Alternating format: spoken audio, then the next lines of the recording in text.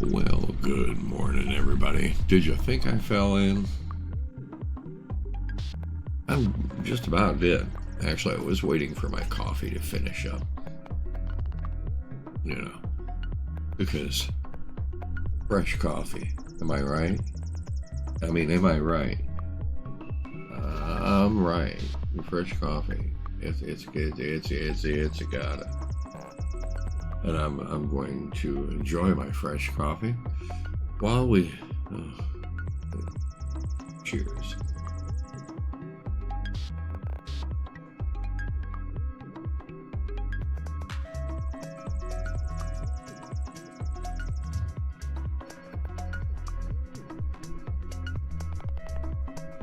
We're gonna drive some trains. Okay, right. Over some of these trains.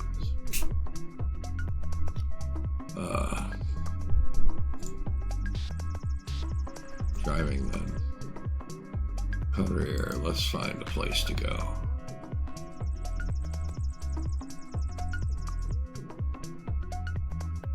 A place to go.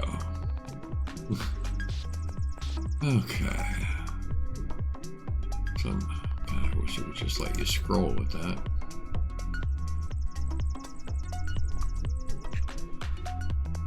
Someplace nice and easy.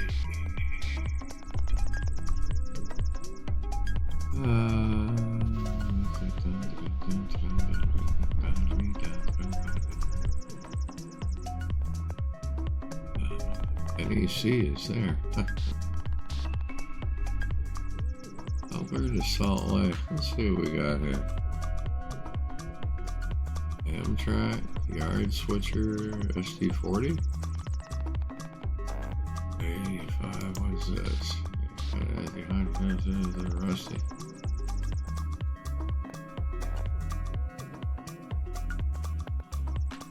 Got part one now.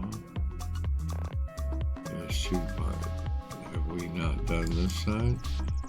Here's empty hoppers with more gentle gradients behind you. Oh god.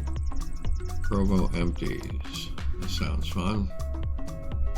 On this journey, you'll be taking the concepts of empty cars from Salt Lake to Provo. Let's do that. That sounds terrific. Can we... You know what? Wait a minute. Let's go back to the main menu here. Settings. Gameplay.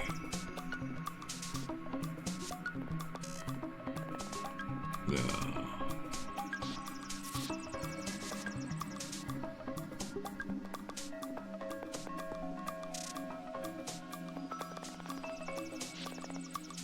I'm looking for a way to get... I thought there'd be a way... Dynamic lighting, dynamic clouds, that's all off.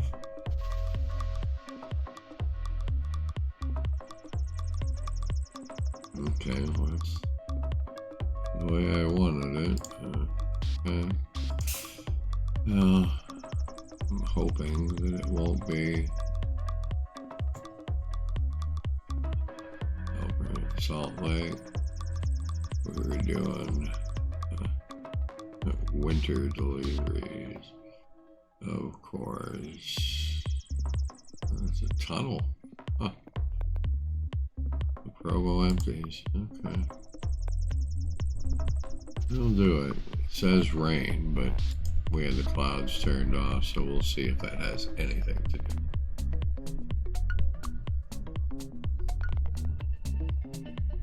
I'm not a big fan of that. I'm sorry.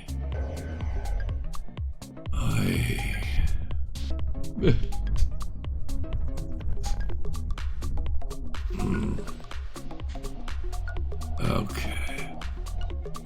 All the way to Provo, where another crew will take over. We may depart when we're ready. That's good. We'll do that.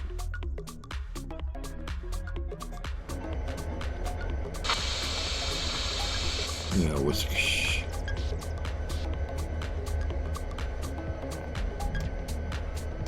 it's raining. How about? Thank you. Yeah. Zuckenheimers.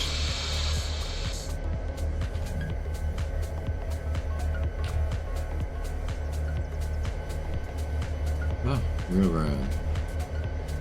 And a tunnel motor. You can see right through it.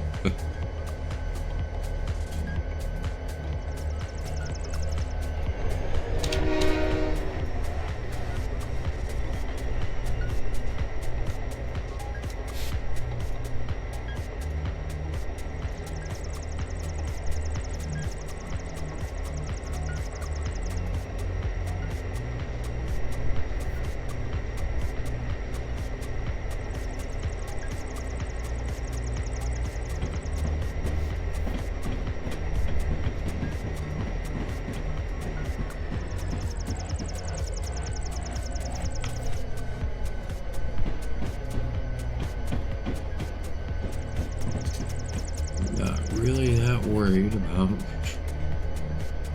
scores. We just want to have a nice little ride. Okie dokie.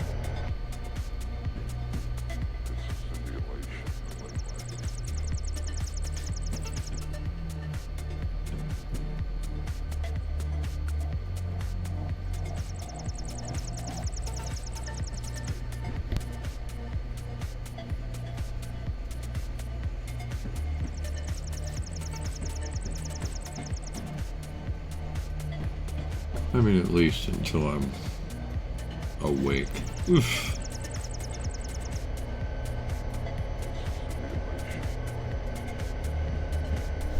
Is it? We don't have the lights turned on in here, and there's nobody over there. Notice there's nobody over there?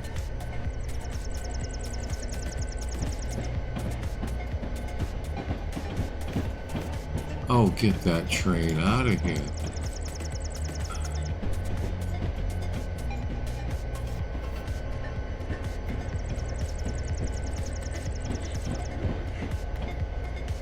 You can clearly see there's a guy sitting over there on the conductor's side, and poof, he's gone. He's gone.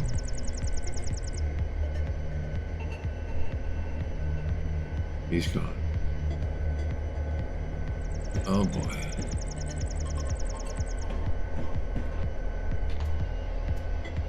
Not writing. Not at all.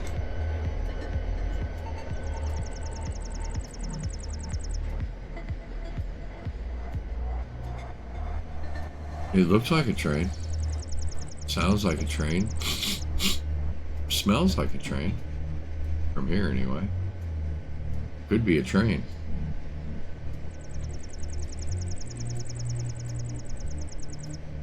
No.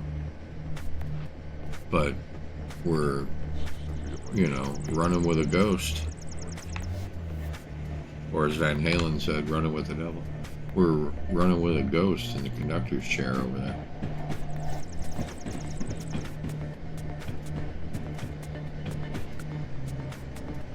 We've seen stranger things, just not yet today. Okay, maybe yet today, but still.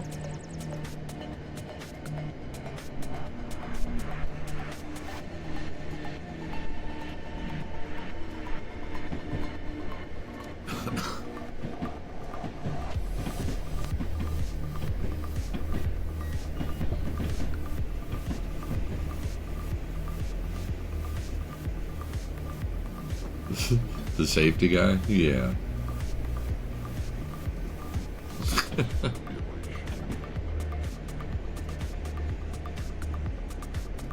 That's what we get.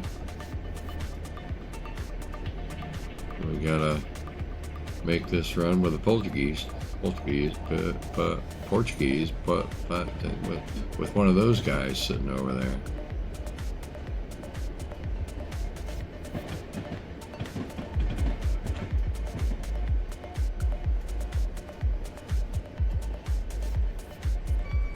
And strangely enough, Rio Grande is considered basically a fallen flag,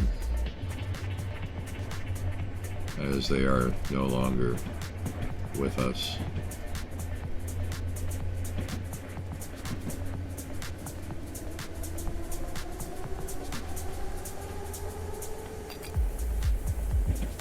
Maybe we should celebrate that. It sounded like, what's his name? Shoot. You know, many trains would like to have ghosts in the cab. Christopher Walken. I am very... Right now, I'm really bad at doing a Chris Walken.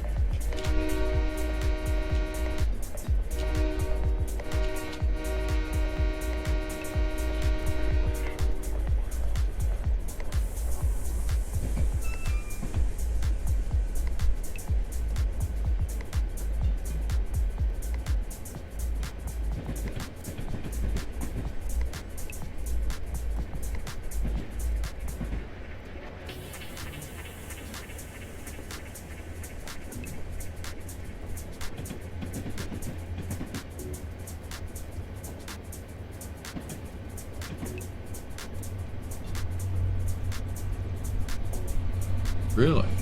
Cool. That's always nice. Need any brushes? I have a preponderance of them. I was thinking about doing some monochromatic artwork. It is your hobby. You are correct.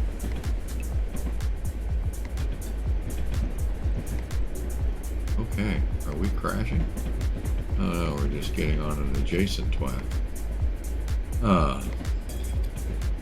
Yeah, I was thinking about doing some monochromatic stuff, seeing as I have a, you know, some black paint, and I bought this much to do the sign up yonder, and out of this much, I used, I can't even get my fingers that close together. I used basically almost none of this. So I thought about, you know, doing something roughly monochromatic, i.e. black und white. You know, just to try it out. Find something white and put black on it. Or find something that I have a lot of and put black on. Just for the shake of it.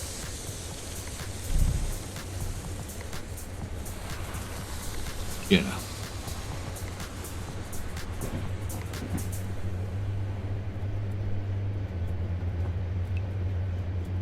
Yeah. I mean, I put 2 coats on it. You know. Because it, well, it needed 2 coats. Because it was really white to start with, and slick Erdensnot, and it covered better. It was decidedly blacker.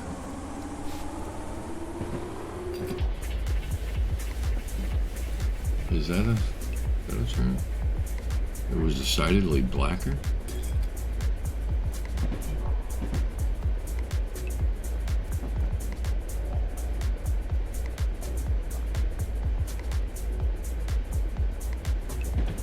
It looked better.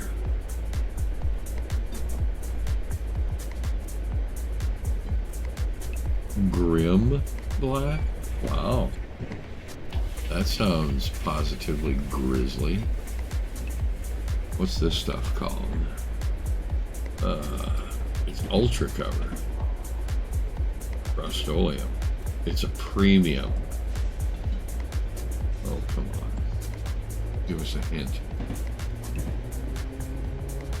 Black. Ideal for small projects, furniture, restoration, and more. Thank goodness for the more part.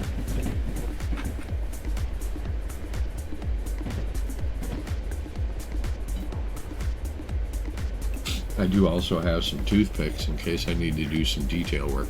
Although some of the brushes that I've got are smaller than toothpicks.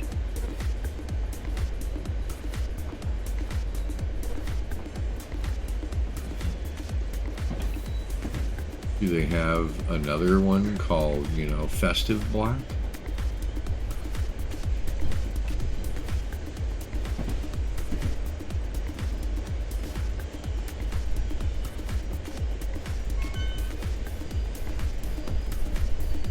Uh-oh.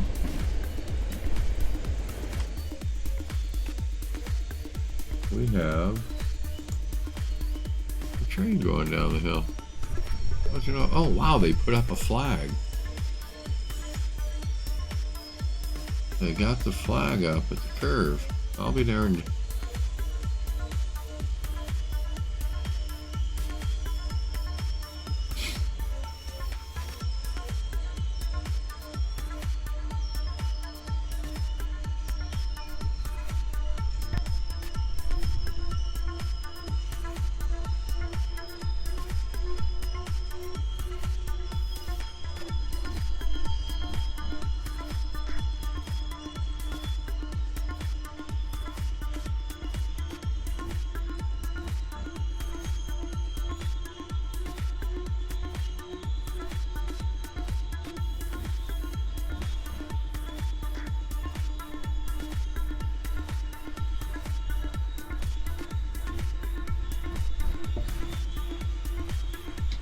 I remember my son-in-law used to do a lot of artwork. Really cool stuff. And his signature stuff was monochromatic. He would take like a pair of ankle high, what we used to call high top sneakers, in white. And he did his artwork on them in black, and most of the time it was done with like Sharpies, which, you know, it works, but it was patterns. It almost at a cursory glance would look like writing, but it wasn't. A closer examination would almost look like symbols, but it wasn't.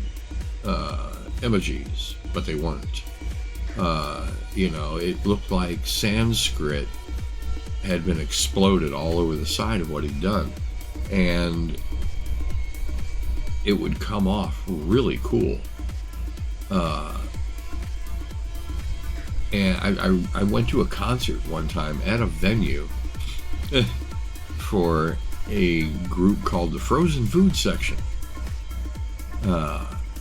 They did basically like grunge-ish, garage / basement / cool music, good music. And he was set up on the stage doing his artwork during the concert. It was a really cool thing to be at. I'm glad that I was invited to it. It was back when he and Mandy were still dating. I often wonder why he doesn't do it well, I know why he doesn't do it anymore. He's so bloody busy with the business that he doesn't have time for it. He needs to find his way back into it. It was an amazing calling of his. I wish I could duplicate that, but when I was young, back in middle school especially, I had a thing for doing mazes, drawing mazes. You know, where here's how you get in and you need to find your way over through, you know, come out over here kind of thing. You know, like a corn maze, only without the agriculture. And I got pretty good at it, to where they were darn near impossible, and I could rattle them out pretty quick, and they looked like, you know, the small intestine. And man, I could take an 8.5 by 11 piece of notebook paper and make a maze on it that would drive you crazy. And they looked really cool as well. I should have kept up with that. I haven't done one in a long time. I bet I can still do it.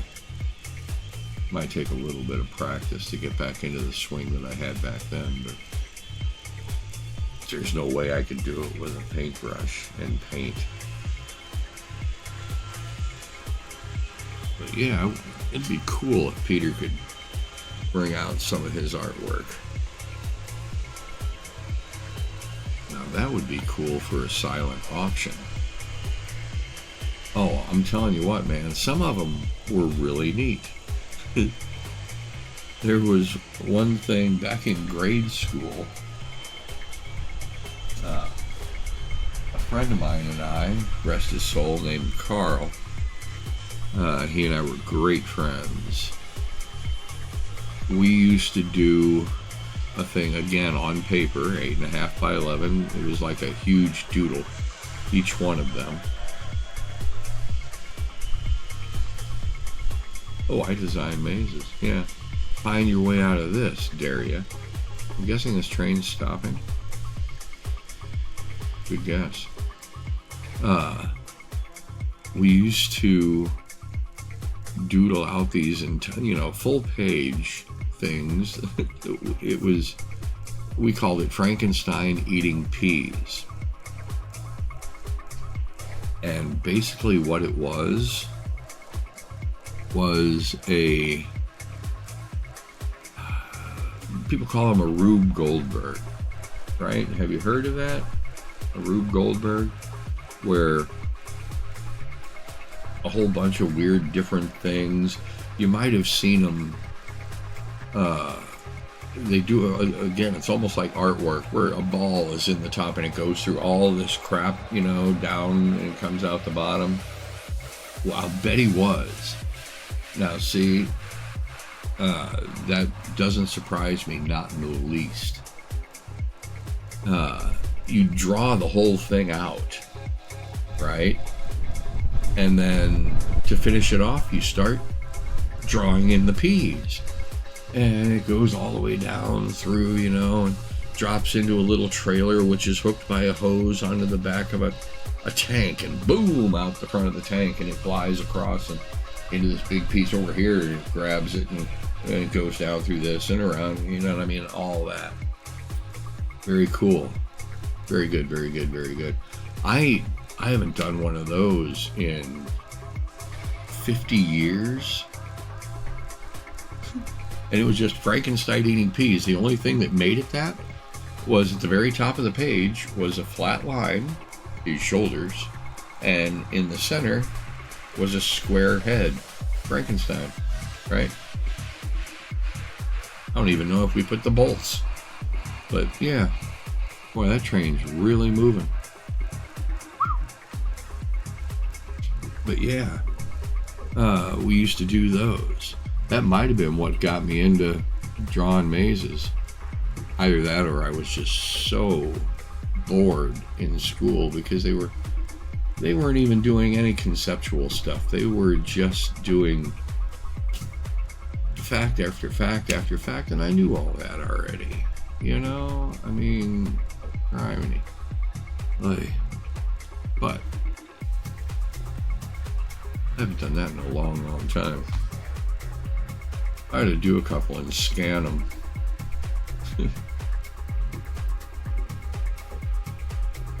Yeah, that's it. Cloud's coming over.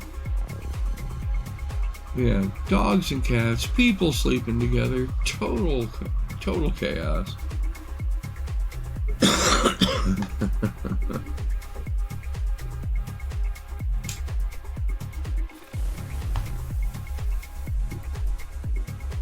All right, well, we're gonna let that train sit there for a bit.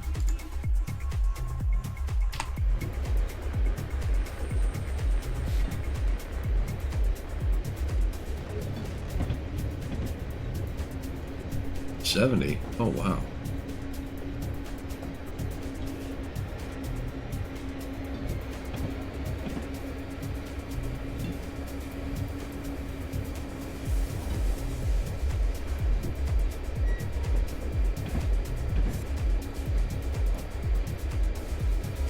I need to get another webcam.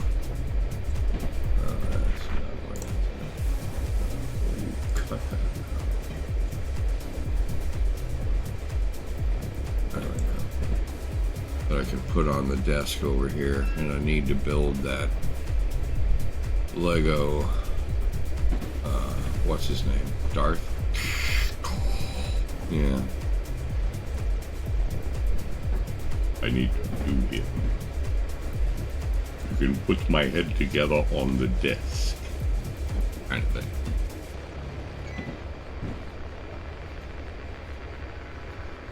I'm surprised my voice is working this morning. I called the whole night last night. Yeah, it's not that big a deal. I do that anyway. Yes. I noticed your Schwartz is as big as mine. Yeah. Dark helmet.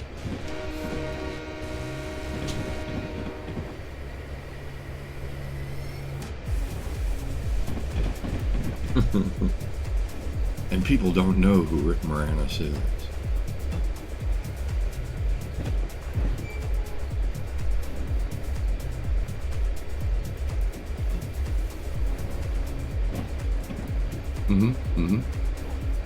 Yes, collectively.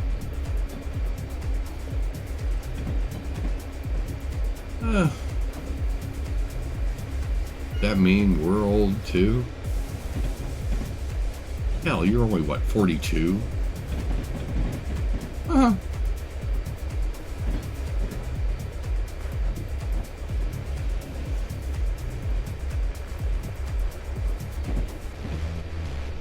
Yeah, I haven't seen anything out of him in quite some time. Yeah, 'tis but a scratch.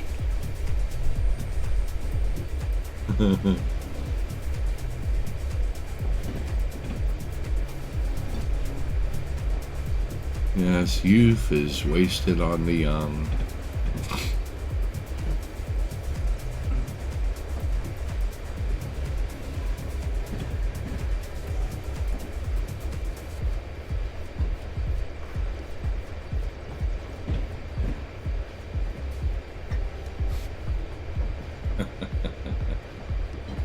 Now, they might be doing it to humor you.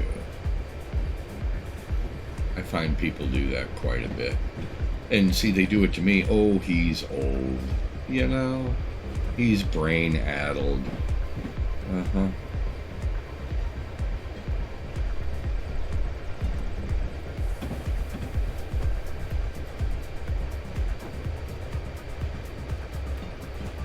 Uh-oh. Did they move the train yet? No, still sitting there.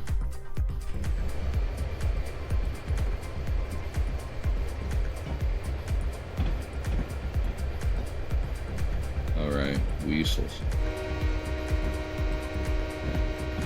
Lord, go ahead. That's one of those guys you see on the crash videos.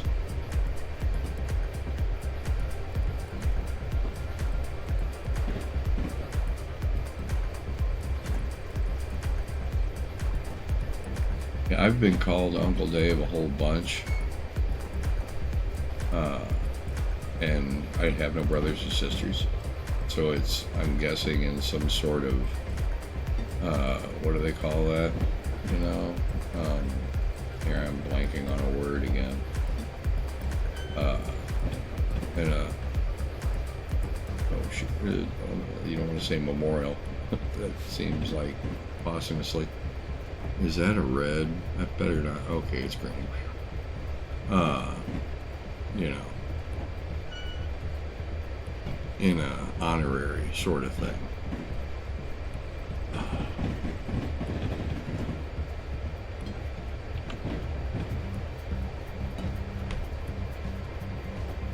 And I don't mind that.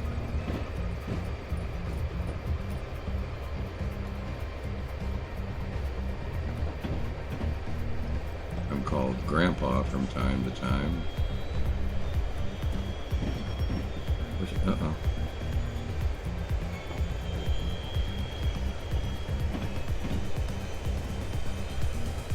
Yep.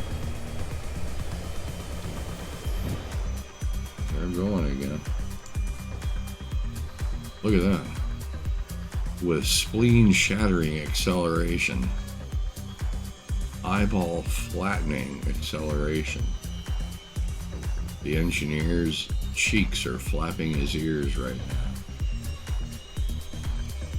which can almost be described as glacial.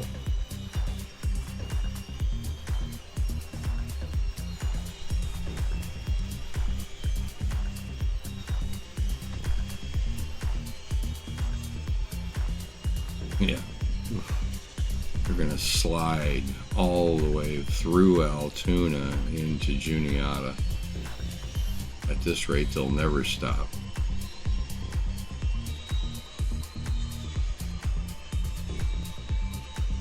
They'll have an Amish train go right past them. This is where, it is the country for it. It'll be another train pulled by horses and no zippers, just buttons.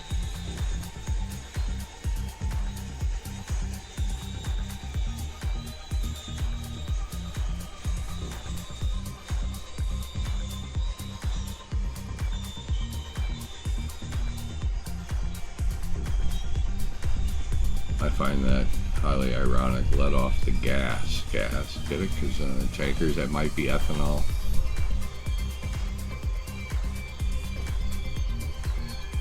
That would be hilarious, wouldn't it?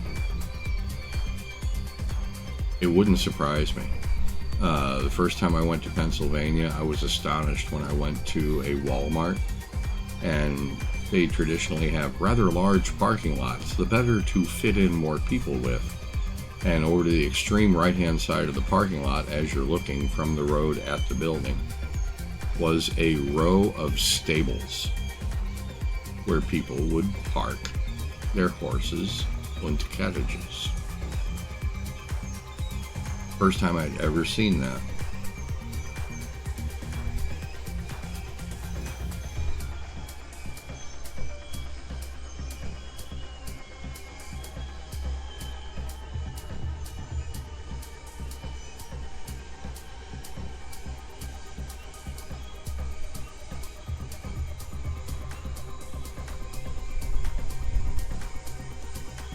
Do you?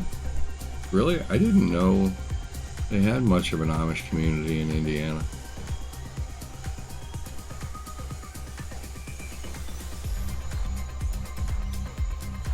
Wild. The lashing post kind of thing. Good morning, Bled. Uh-oh. For a second there, it almost sounded like another train. Oh, it's just the EPU.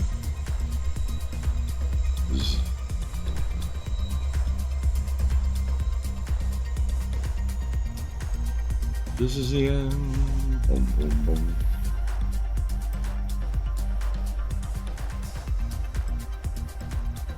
Huh. Far out. I wouldn't have suspected. Although, I wouldn't want to generalize, nor would I stereotype in an instance like that, thinking that they would be sequestered to one particular area.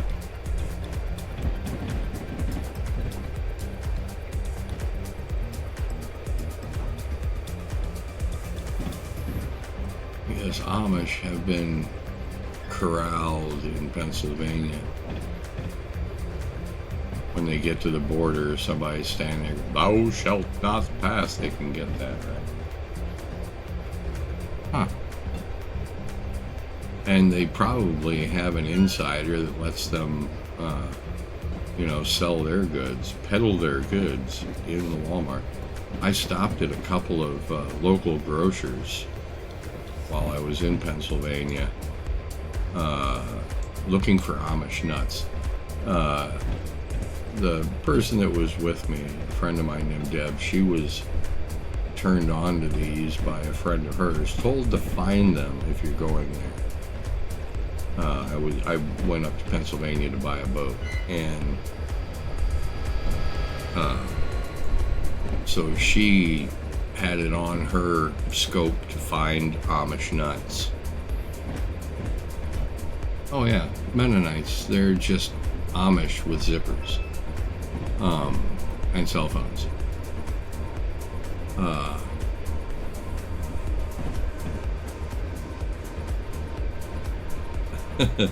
Actually,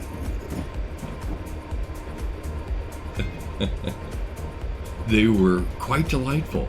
They're basically like a candied pecan, in a traditional sense. And they were really good. We finally found them. But we went into a local grocer or two or three, and we found them stocking shelves. They had, you know, their own aisles in the grocer, and they were stocking their goods on the shelves. And that's where we finally found them. I didn't know what to expect because I don't think Debbie knew what to expect either. So when we finally found them, you know, it was kind of a surprise to us. And they were great. They really were.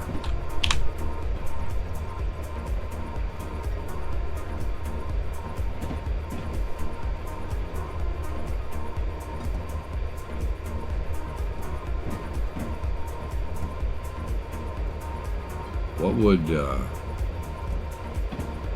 Amish Alexa be called?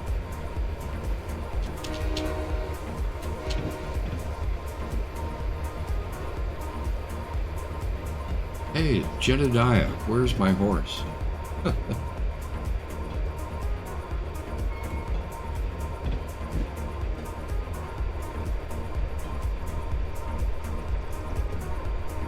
Buddy. Yeah, there you go.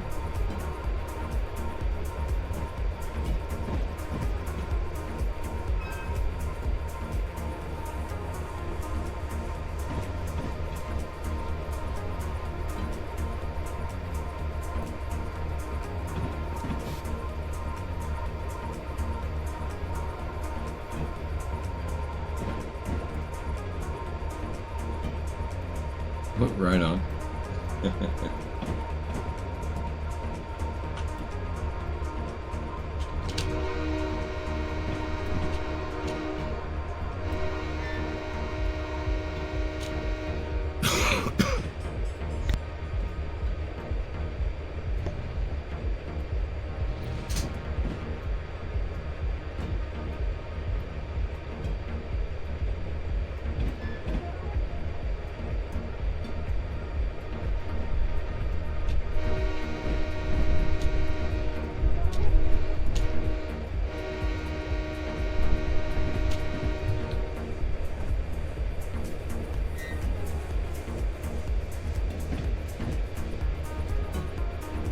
More cars blasting across. Oh no, he's stopping.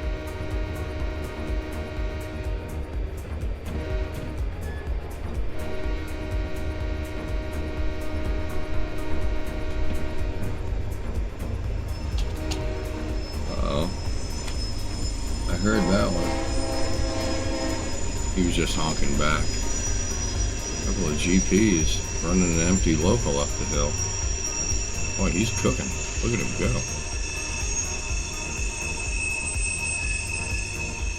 Hopefully they're going to a paint shop.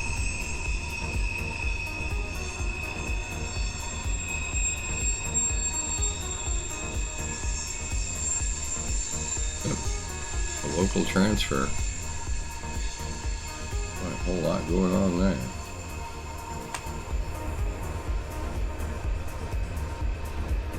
Yeah, you think? That's entirely possible.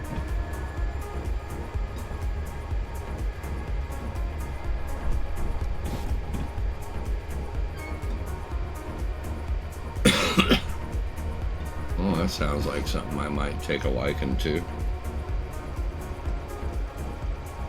Dry humor. Was that the guy that wrote a bunch of material for, like, what's his name? CPO Sharky, Don Rickles? Oh, your Audi Tech. Okay. Just in case you needed one. An Audi check, I mean. He either did nothing or he was very busy.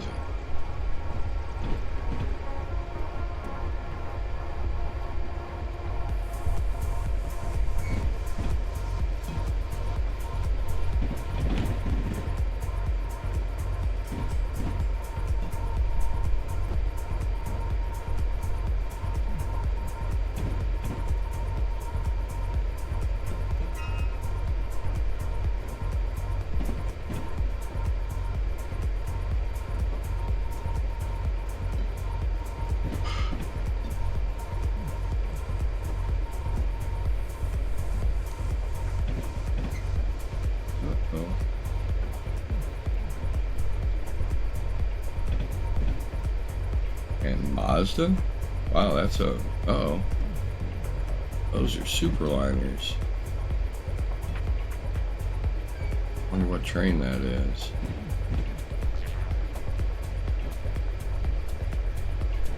Far out.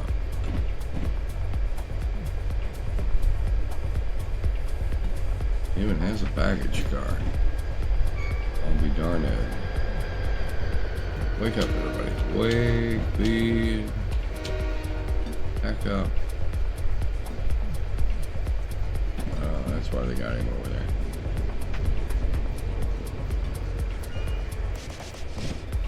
there. Yeah.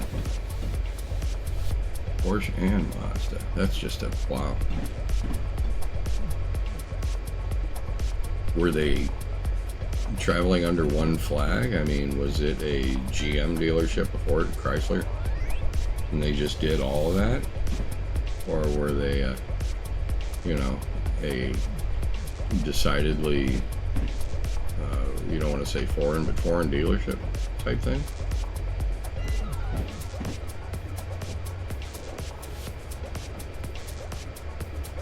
I could see like a Beamer dealership that would do that, or a Merc dealership that would do that, but Mazda, that kind of throws it. Although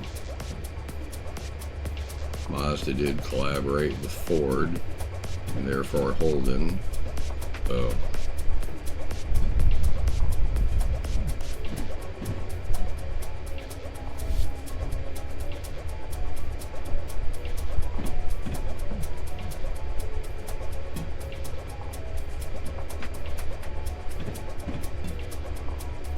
Olds Jeep, Eagle. I remember Eagle.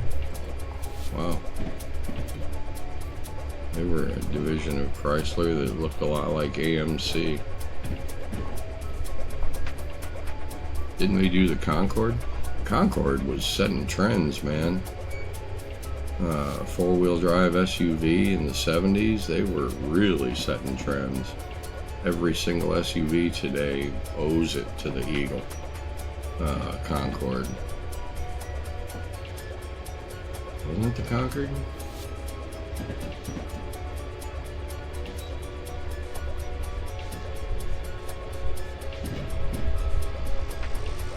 Shoot, I'd love to have one of those with an LS in it and a drivetrain that could hold up to an LS.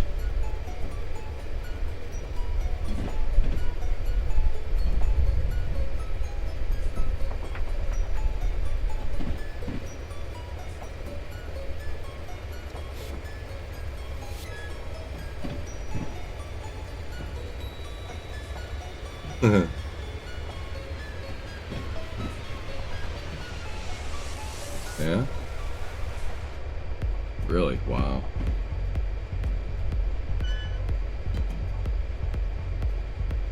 It worked on the Wagoneer, or you worked on the, or he worked on the Wagoneer? Everybody worked on the Wagoneer. We all put it in the East. Oh yeah. You did? Far out. A friend of mine had a Grand Cherokee, and he enlisted me for an electrical fault. An electrical fault in a Grand Cherokee? You must be joking, you say.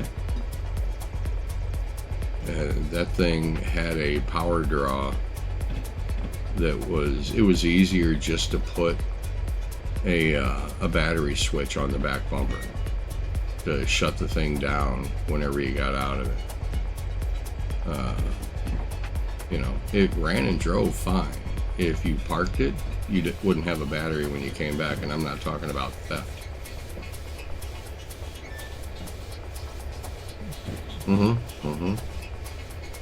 Yes. I put power steering pumps into it. It had, I think it had the 4.7 in it, which in and of itself wasn't too horrible a motor, although I wasn't a real fan. They started using those in the Dodge Rams, and that was not a good idea. But, I mean, it, you know, ran and drove. Oh, God. Well, yeah. That I can understand, especially if you're of a, you know, a rather large nature. Yeah, that I can see.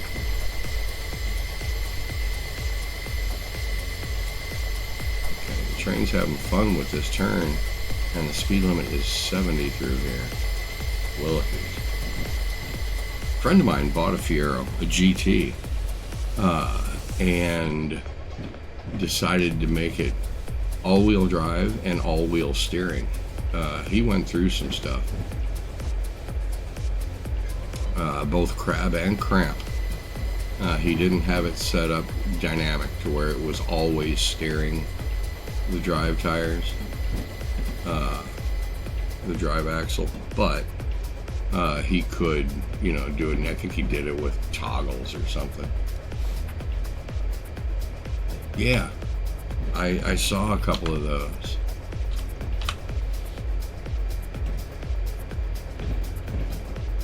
I think Derek did. In fact, I know Derek did one of those.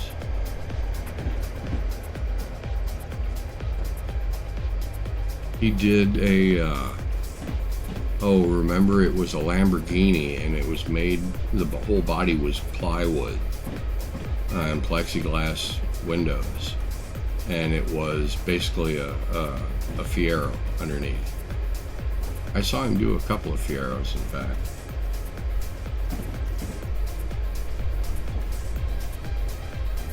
But if I'm not mistaken, your basic Fiero was a 4-cylinder, and they did the GT with like a 60-degree V6, I think. Probably a Kawasaki motor, because GM was using the hell out of those things in the Cavaliers, the 2.8.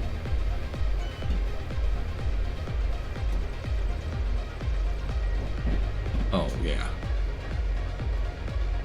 Yeah, you can fall into it, but climbing out, be like an XKE. The E-Type Jags, if you've ever tried to get in and out of those, you sit lower than the ground. They do it with mirrors. But the lower door sill, excuse me, is like 10 inches to a foot thick that you've got to climb over to get out of the vehicle. It's hilarious. And again, if you're of a you know, good size stature, or you have bad legs, you're gonna need help. I mean, geez, you need an ejector seat. It swivels to the side and then just punts you out. Yeah. I knew this guy that at the time, it was probably 2010, 2013, in that area. Bought a new Stingray, and getting out was like a C-section. It was hilarious. I mean, it might feel cool while you're in it and driving, you know, holds you in place, but geesh. I had a 73 Roadrunner that had, you know, leather, I want to say leather seats, but in order to keep them from wearing out, I got a Budweiser beach towel and lashed it down in there as a seat cover. And I always kept it nice and armor-alled up. The interior in that car was beautiful. But it trained you to wear seat belts, because if I hung a left You know, you were going to blow right out the window. You would fly. It was the opposite. My 75 Monza had a cheap version of Recaros. They were fiberglass, and you sat down into it, and I mean, you sat in the seat. The only problem was sitting in traffic with the idle that car had. It was hilarious. It was a 280 duration cam in that motor, and you're sitting there in traffic, and you're pissing blood by the time you got home. Your kidneys were destroyed. I finally pulled the covers off of it and stuffed more padding inside the seats, and then pulled the covers back over the top of it. It felt a lot better.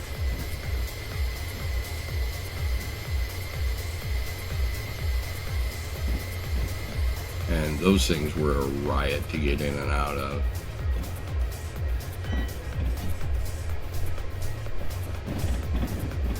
That car was a lot of fun, both to build and to drive. It was quite frightening to drive, actually. Building it was a riot, and it was a factory V8.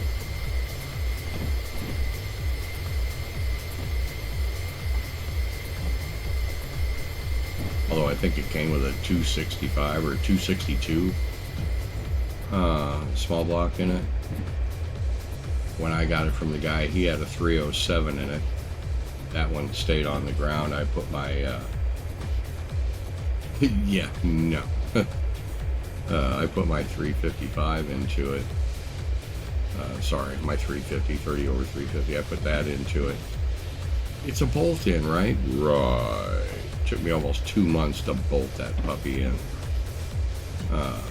And I mean, I'd done some engine swaps up to that point, and that thing was a piss riot. I had to graft.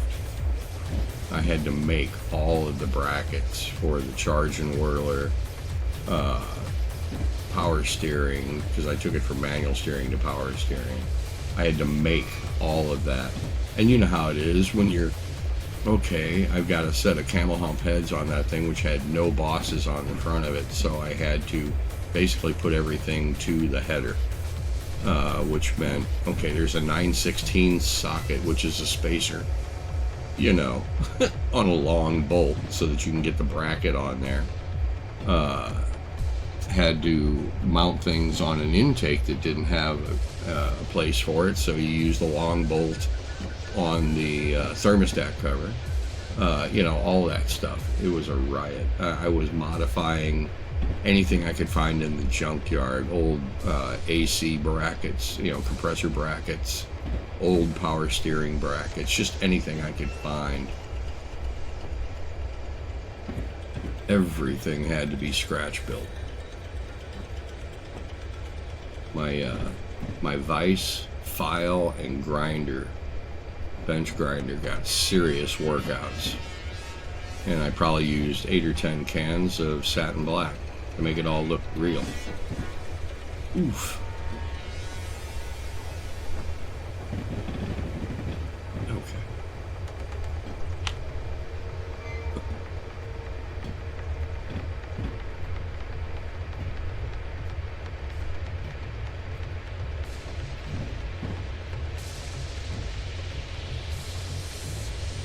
Actually, thinking back on it, that was a fun build.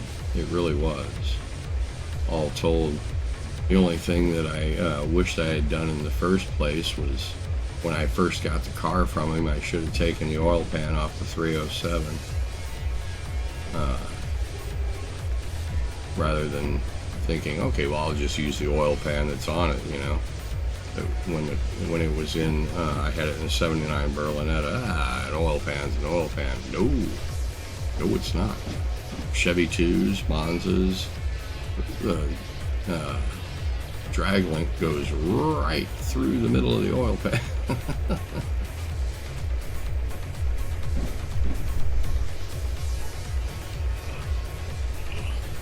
And actually, the drag link cleared the oil pan. It was the inner tie rods that didn't. and punched a hole right through the side of it, making a hard left-hand turn one day.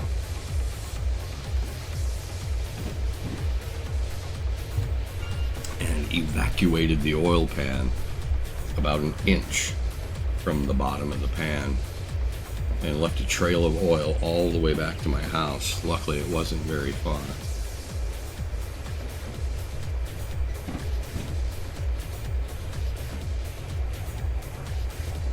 That's when I decided, oh, right, and went back out. The guy lived like an hour and a half from here. Drove back out and found the 307 laying in a field about 100 yards from his house, and had to pick it up and carry the short block, me and a friend of mine, back to his garage so we could flip it over, pull the oil pan off, and we just left the damn 307 sitting there, the short block sitting in his garage.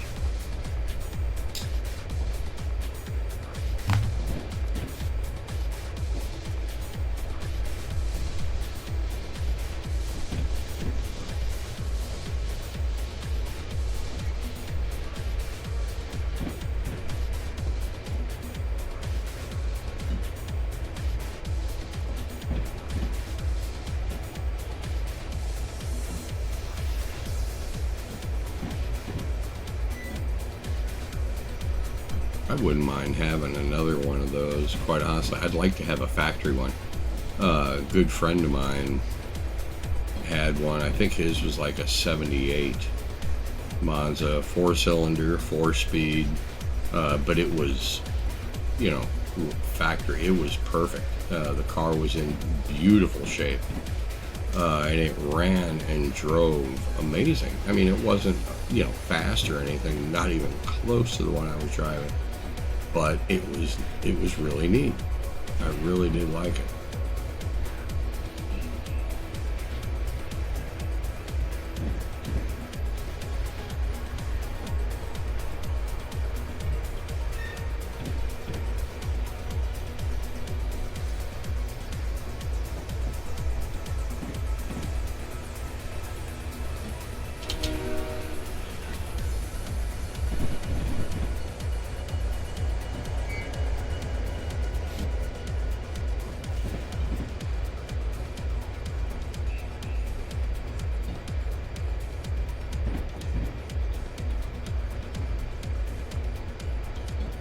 Actually, it's not a bad name, though, Mozzarella. It stretches. That thing was hilarious to drive. It had a rear sway bar, but no front sway bar. Which, if you would never think of it until you actually drive a car like that. The front end would plant the outside in a turn, and the rear end would not. And that thing would come around like flipping a light switch.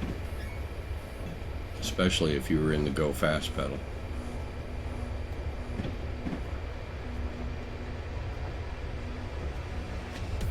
Thinking back on it, it was probably just about as unsafe as you can get. You are correct. It was a DOHC 4-cylinder. It was a British motor. And they were really, really good motors. They were racing engines. They were used in racing quite a bit by the British. I would love to have one of those. They're worth a lot of money now. Really? Oh, wow. I bet that was nice.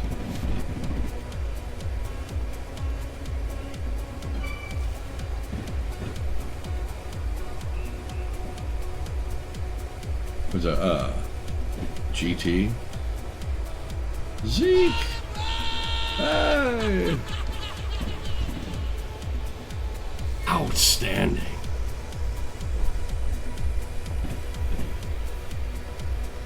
A 1.6. You know, no.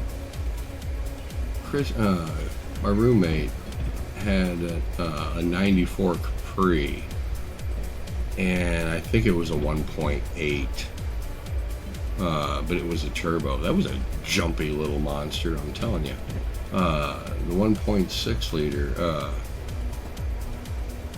I mean, And I'll bet it was a Mazda motor. Just a little. Nudge, nudge. Know what I mean? Know what I mean? Yeah, I'll bet that was a Mazda motor. Because I know the 1.8 that was in his Capri was a Mazda motor. That 94 was basically a one-off vehicle.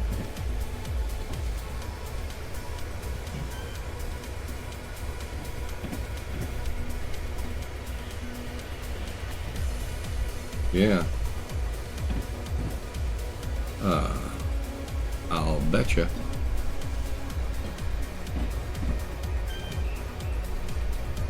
I mean, I wouldn't make a large bet on it, but I'd almost wager that 1.6 was a Mazda motor.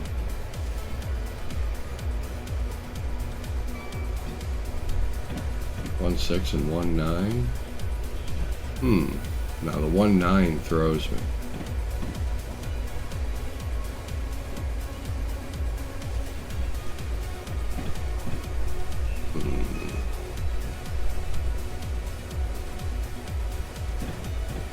And was it in an Escort as well?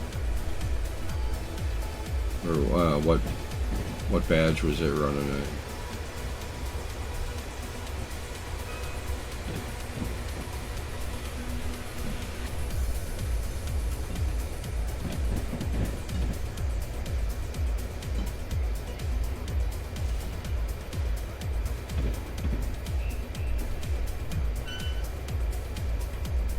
See, I very rarely worked on them.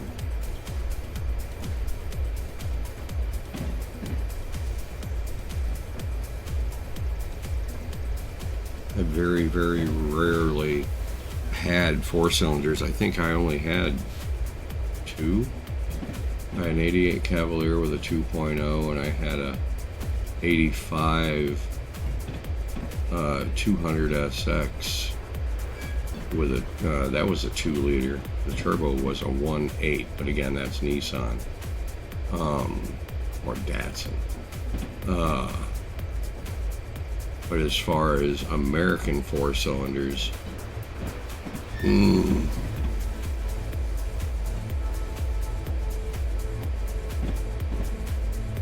wasn't in a 194, the Iron Duke.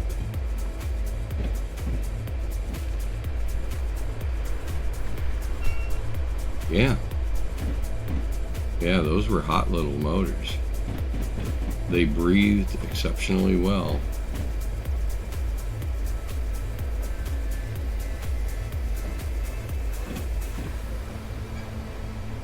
You could respond well to putting a couple of side draft Zeniths on them.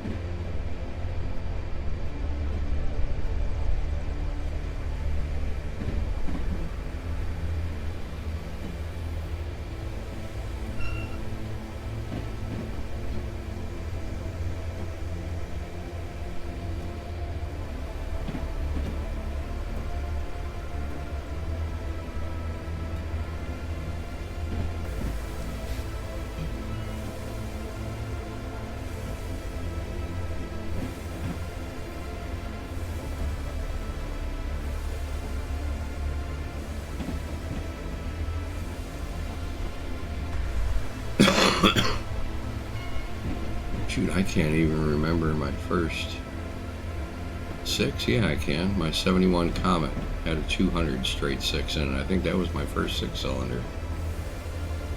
Everything I had a VA.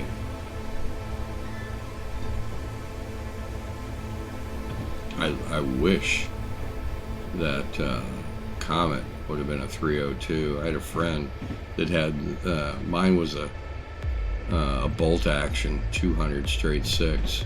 Hers was an automatic 302, and it was a riot. How far out?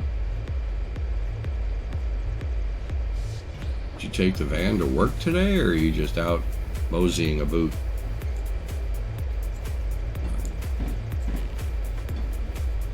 Why am I? Oh, sorry. Okay. Yeah, I remember those. They were supposed to change the face of Mercury. How'd that work out for them?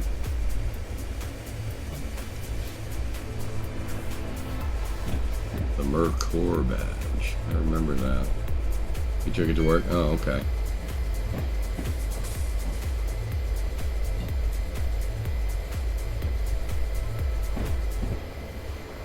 Yeah, until what was it, the Typhoon? The S10 Typhoon came along. It was faster than the Vet.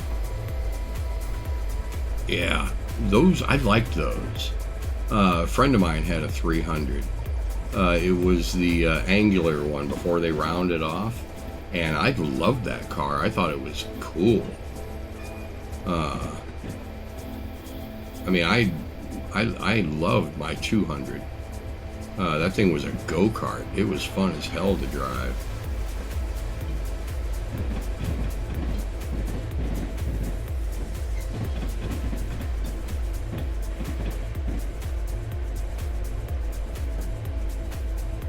Track 614. We better slow this puppy down. We're doing 60 miles an hour into the yard.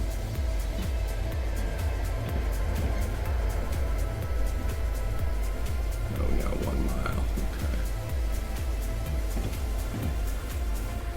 I remember that as well.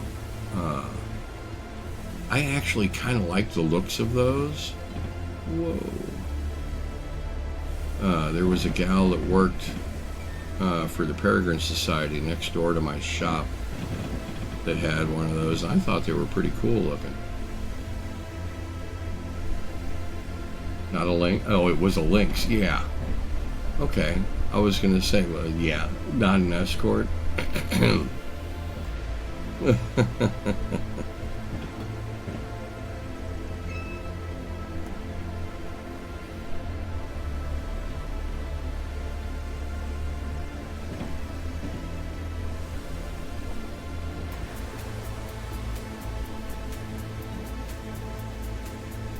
is funny.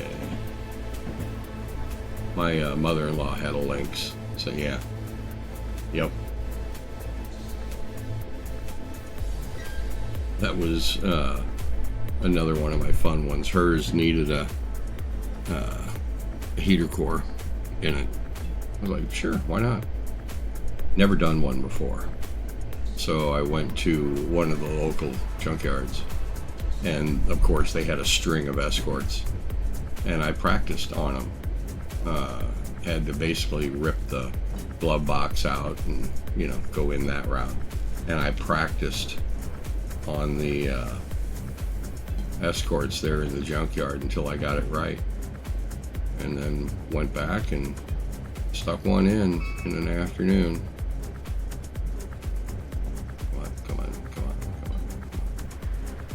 E-brake. I don't mind at this point as long as I don't go past the fouling point. Beautiful.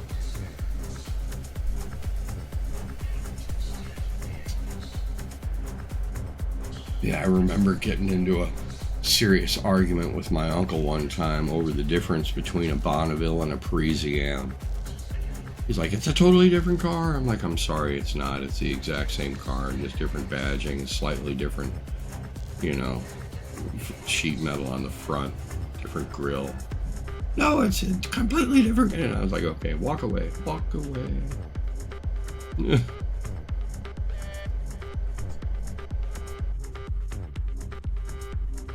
It's like the difference between, what was it, the Apollo, the Omega, and the Nova.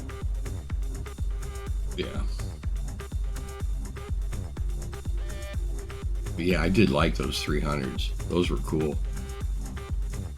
My brother-in-law had a 280, one of the original 280s with the 6-inch. That thing was pretty fast. It was a neat car. Where should we go?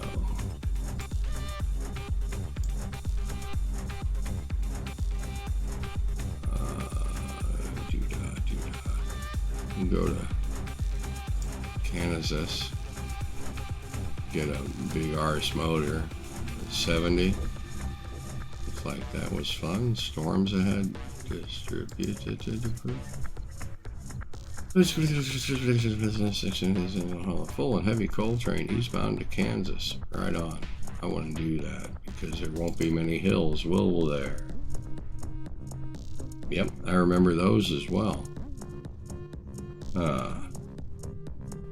They were cute cars. They really were.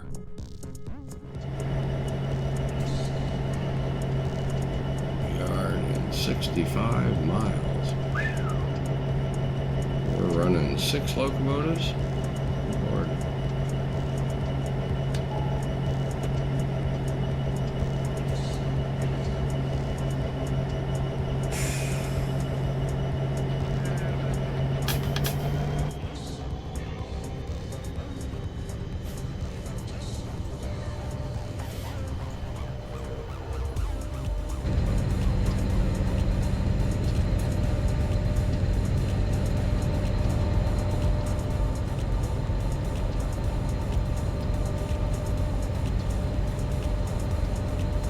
Oh yeah, a lot of those are, especially nowadays. I mean, the engineers don't design them to work on anymore. What was look at like a new Porsche, whatever it is now, just like the 911 now, right? Rear engine, I think they're water cooled though now. See what it takes to just put a set of plugs into it. You have to remove the entire rear fascia, bumper cover, everything. It all has to come out in order to get at the plugs on it. That's hilarious.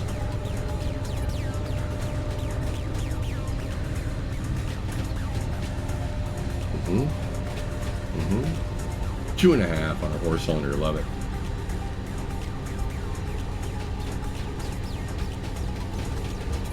Yeah. See, that's hilarious. I love that. And I can imagine with that kind of displacement, you wouldn't need all that much cam. Really far out.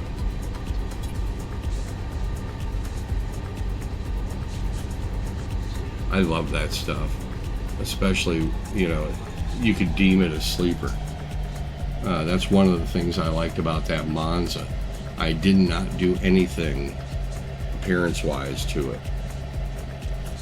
And it would eat GT. It would eat, any Camaro, IROX, whatever. I mean, it would just destroy them. And people look at, I'd go blowing past and they're sitting there thinking, did you see that $500 piece of crap that just blew us away? That's one of the things I really liked about that car.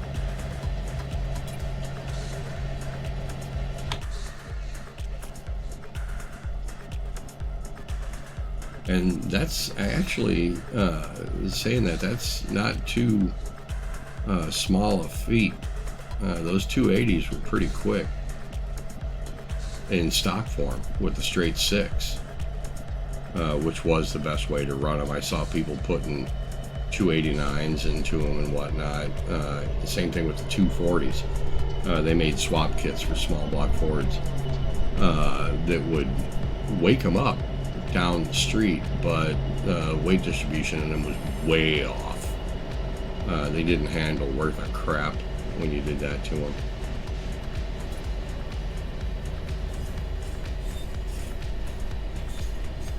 And I imagine with the amount of space you had, they were a lot harder to keep cool as well.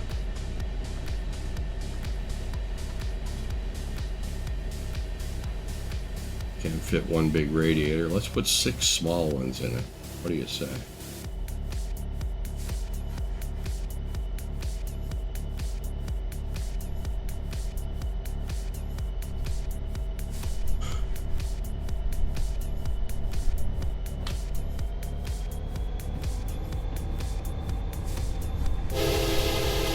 Oh crap, now that's a horn. Quick response. Yeah, I like that. You can almost do a shave and a haircut with it.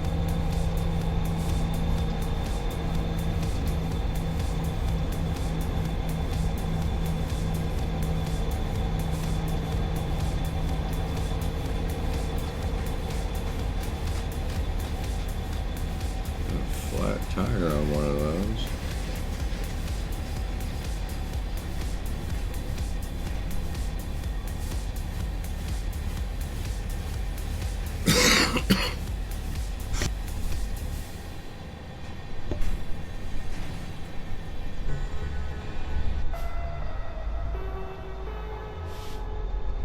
And see, when I first started getting into it, transverse engines frightened me big time.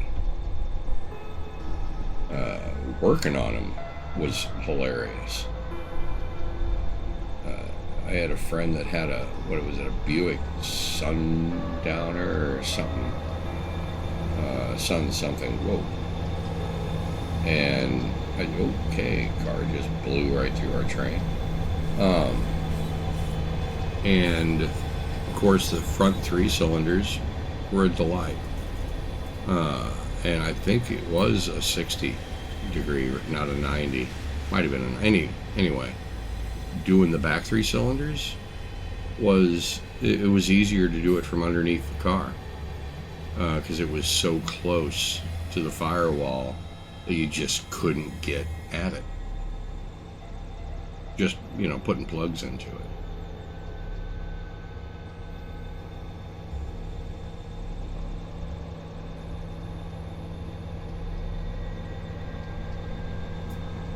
A lot of things frightened me then. I started seeing phenolic, i.e. plastic intake manifolds, which shouldn't have frightened me because Carter was doing the AFB in plastic. The horn on the body on those things, below the air horn, was plastic.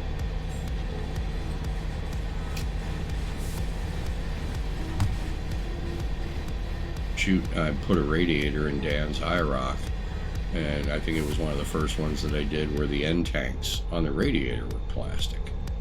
That kind of blew me away at first.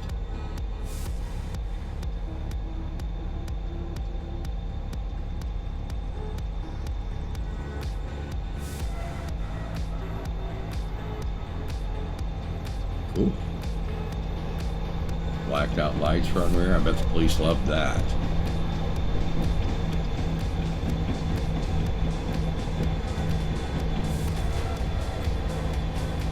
Sounds like it'd be a ball to drive, though. Like to shag friends down a gravel road in it, run some rally in it.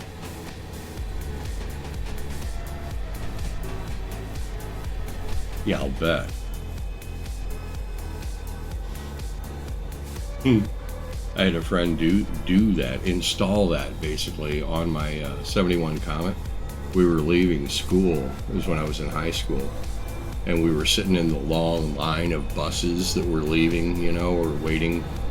There's a 4-way stop at the street that we had to make a left onto, right onto, or go straight from, you know, that kind of thing. And he was behind a bus, I was behind him, and then I had a bus behind me. And he had a 69 Roadrunner, and for whatever reason, he started brake torquing it, and you couldn't see anything. I mean, it was just smoke everywhere. We laughed, you know. I got home, went through my after-day routine and everything, and I had to work that night at the local pizza joint, Panteras. And came out to the car, got in, it was getting dark. I turn on my headlights, and I'm right up at the garage door. Turn on the headlights, nothing. I'm like, holy crap, both my headlights are out? What is the switch out? What the hell's... I got out, you know, left the headlights turned on, got out, walked around. The whole front of my car looked like it had a bra on it. All the rubber that and asphalt that he had chucked up sitting there brake torquing it were just coated my headlights. I had to rub all the rubber off my headlights so that I could drive to work.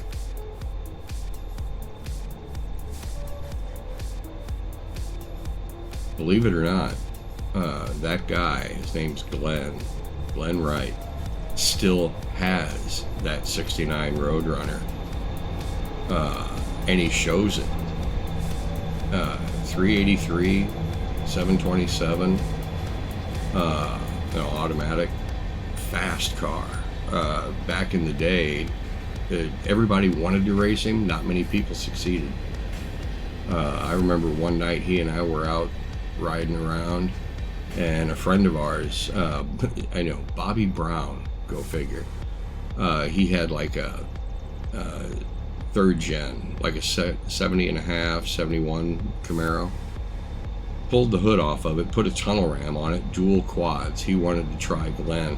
He pulled up next to us at in the parking lot at one of the local strip malls where we all hung out. Hey, can I give it a try again? Sure, why not? We went down to this old back road called Kiefer Creek, and I grabbed the flashlight and got out in between them, and they ran them. And of course, Glenn ate him up and came back and got me. I hopped in. Bobby pulled back up next to us and rolled down his window. Hey, thanks for letting me try again. You know, maybe next time. And off he went. He obviously threw that tunnel ram on there and didn't tune anything. You know, he did not take into account that now you've got 1200 CFM of carb on a small block. It's just not gonna work, you know. He's like, I'll just plant my foot in the carpet and see what it does. Give him an E for effort. We weren't thinking all that far. Had a lot of crap sticking out of where the hood would have been.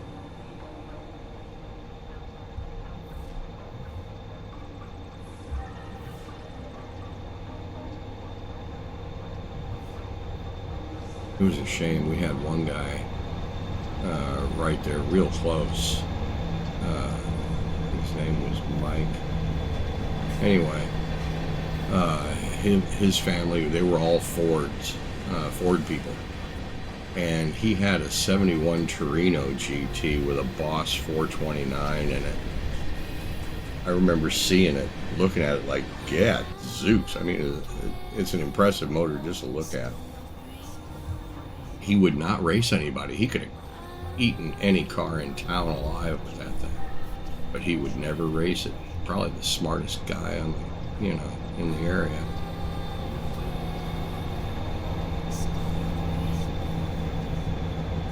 And it kept up the mystery.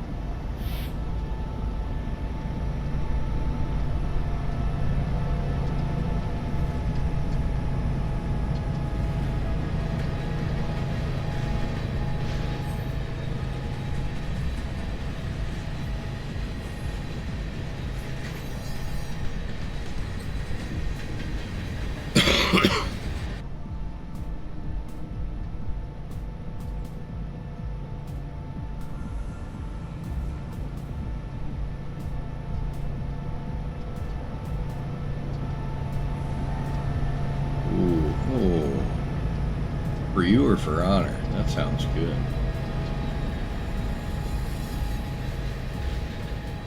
I'm already thinking about it. I've got some pretzels and cheese and some chicken tenders left from last night. That's just good old Wingstop.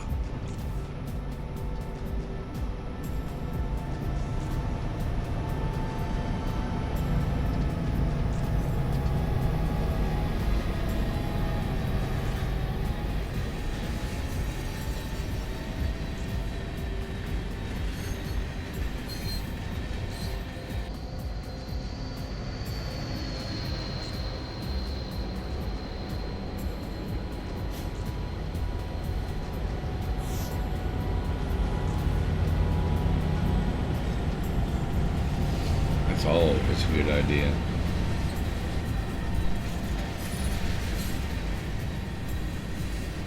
Get them on the hoof, so to speak. Go out and meet the meat.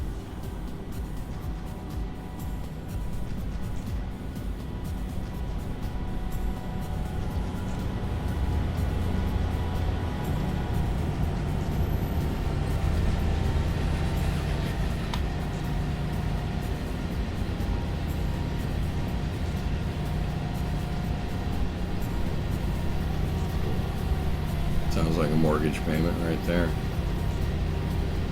Wonder how it is up there. The price, even ground beef, is like $5 a pound now.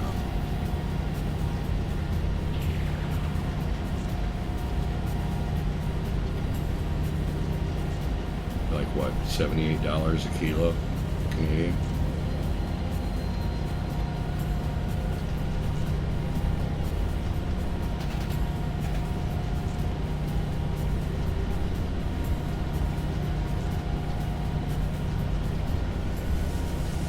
Jeez.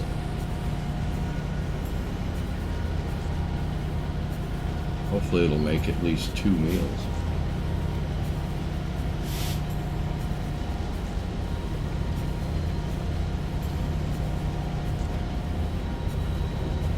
Actually, that sounds about right. I mean, think if you were to go to a restaurant and order up that steak, it'd probably be a $20 entree at least.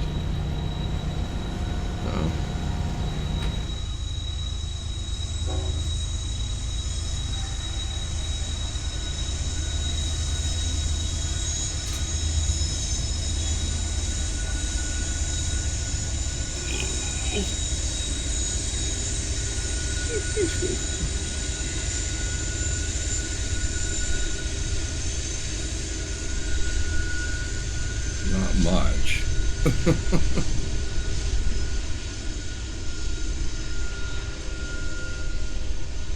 But actually, $8 or $9 for a decent steak, that's a really good price. It's just gotten really, I don't know if it's just here, but it's gotten really expensive. Meat is hilarious. Pork roast, you might get a decent price on. Chicken thighs might get a decent price on, but going out and buy like a chuck roast, you're going to pay $8 or $9 a pound.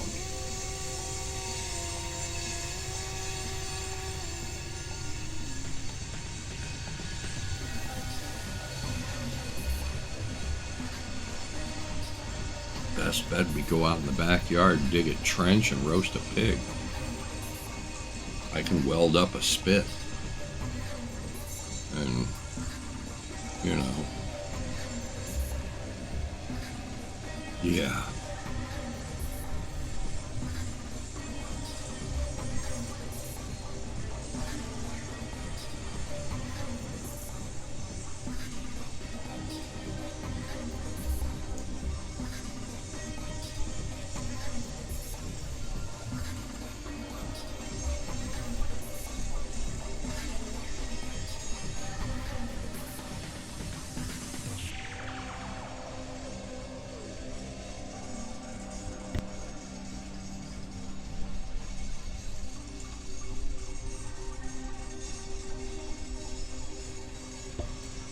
Yeah, that's the way to go. I've been honestly thinking about it too.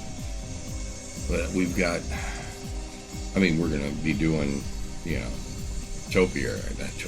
We're going to be doing flowers and stuff out front. But, like, I mean, if I were to do raised beds like Grandpa used to in the backyard here, I don't know how it would last, quite honestly.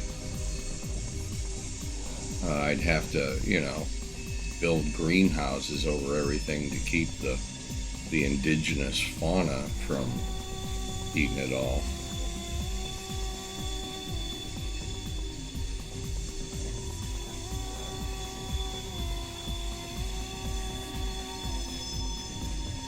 Yeah, I mean, I'd imagine you've probably got a lot of, you know, rabbits, squirrels, yada yada. I know you do.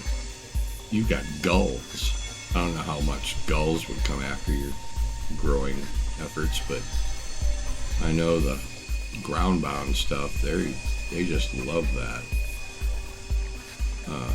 You know, how do you deal with it? You put marigolds around the outside of it to chase them off? I remember trying that once. Didn't really work all as well.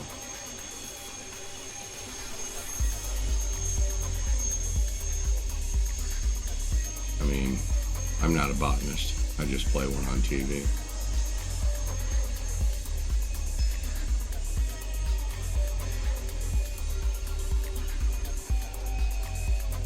Yeah. Oh, right on.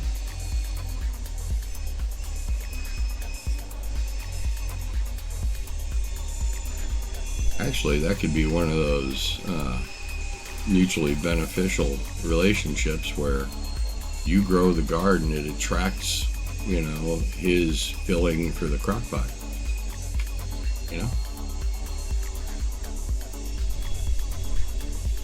Oh yeah. We've got raccoons. Raccoons don't really go after much stuff like that, but yeah. Well, I'm telling you what. Clean a couple of squirrels, put them in the crock pot with some cream of mushroom soup. Oh yeah.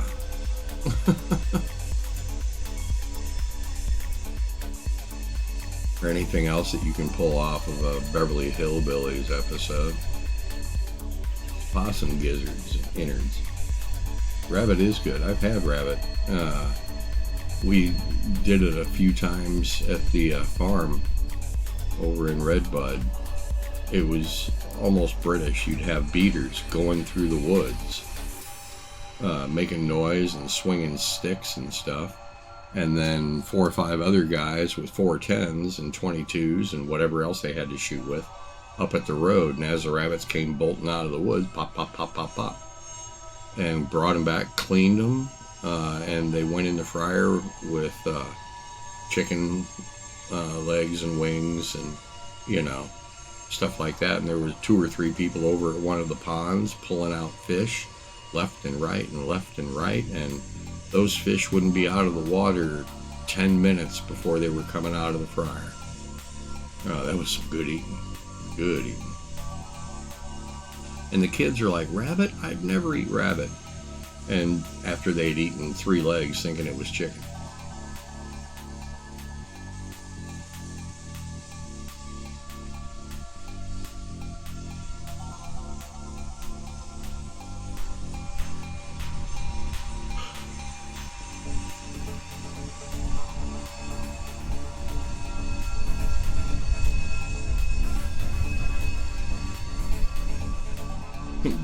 The prep area was the tailgate of a pickup truck right next to a turkey deep fryer.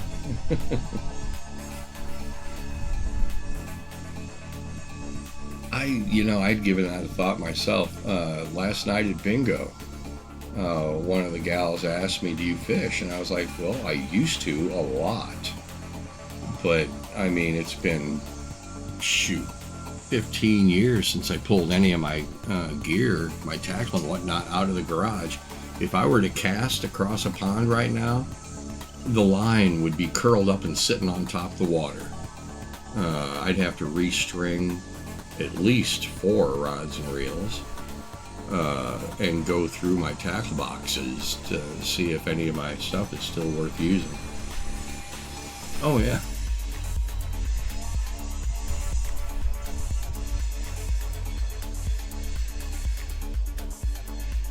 And believe it or not, around here, seasonally, deer sausage is a big thing. Deer jerky, you can buy it anywhere. Yeah, there you go. Same here. You can pick up deer jerky just about anywhere in the late fall.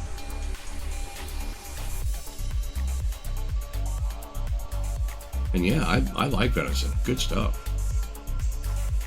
We used to throw some bacon grease into it, because it's really lean. We one time made almost like a turducken kind of thing with a pork roast, and we stuffed it with a deer tenderloin and bacon and smoked it, and it was awesome.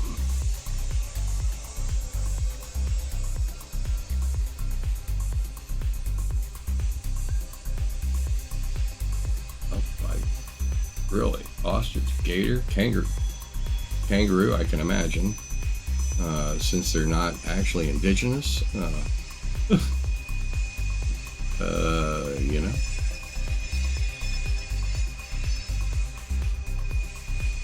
We have a place up the street where you can get gator and shark. And again, we're kind of landlocked, so,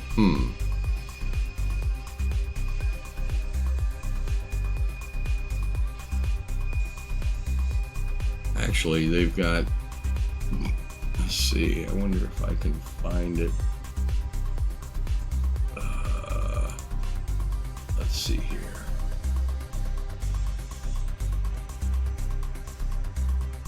Highway. Here's my house. Up the street to right here, Cybergs. Cut it out.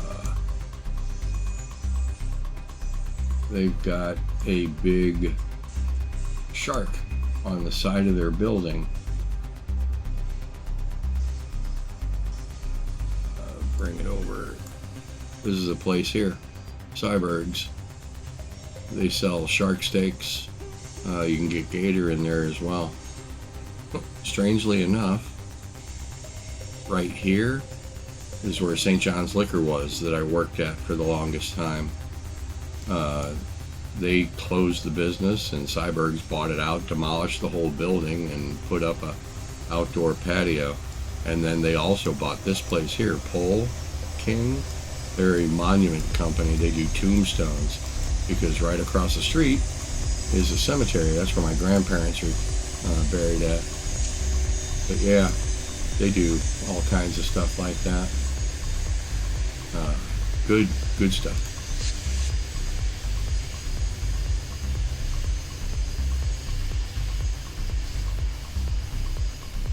Yeah, you're right. As far as the deer fat, there's not much of it there, and it's not really good. It does have a bit of a gaminess to it. That's why we always just use bacon fat and drippings. It helped out quite a bit.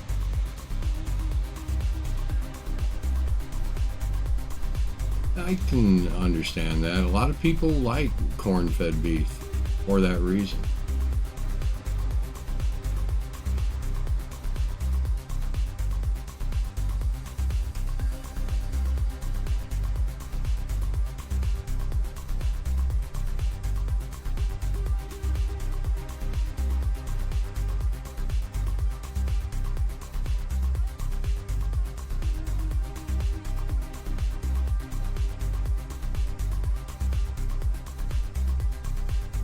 Hey, Bled, you'd probably like it. I was that place Cybergs that I just had up a second ago. I was coming down the road in front of there, and parked out front was the Munster Mobile, and I went past it at first, driving while I'm looking out the back of my car, freaking out. So I had to go down, hang a U-turn, go back and get out and mull over it. It was a copy, but inside was Butch Patrick. He was running all over the place with the vehicle. So I got to meet Butch Patrick. Pretty cool. Brush with greatness. I would have been really freaked if they'd have had, Dragula, the casket. Yeah, that'd have been really cool. I've actually watched that episode of the Munsters more than a few times. It was Herman's birthday, and Lily wanted to get him something for his birthday, and she went and picked out a horse-drawn hearse and an old car, and had a customs place combine them, and that's what they came up with, was that car in the episode.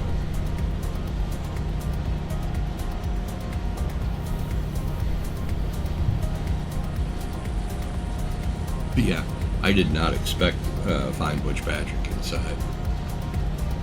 And I mean, you could recognize him if you had seen pictures of him growing up, which I had.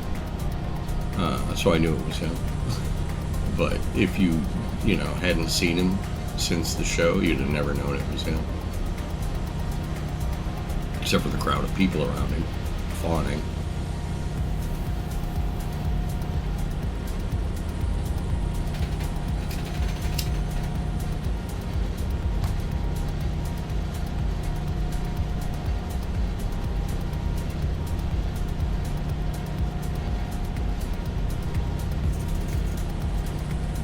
always liked that car when Herman's driving it. The shifter came up to his shoulder. I was like, okay, that's going to be fun to shift.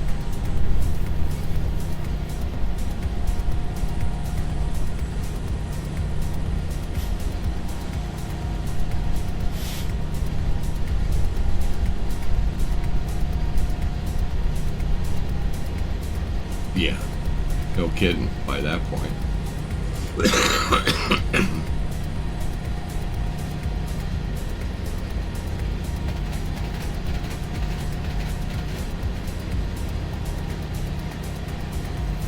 It was like the difference between my 68 Camaro had an M20 in it with a Hurst shifter, and it was a straight shifter. You know, and so the throw on it was really quite short. When I was a kid, my 71 Comet had a bolt action 3 on the tree, and I moved it down to the floor, and Hurst had a shifter, you know, set up for doing that, and it came up and curved back almost onto the seat. And I mean, reverse, you're in the radio. First gear, it's down in your pocket. Third gear is over in the glove box, although the Comet didn't have a glove box. You know, I mean, it was a really long throw. Oh, yeah. Yeah, absolutely. And like I say, if you'd seen him, like you've just seen him now, you'd recognize him, you know. But if you hadn't seen him, not a chance. Especially without the fangs and the little black suit. Yeah, uh-huh. Super nice guy.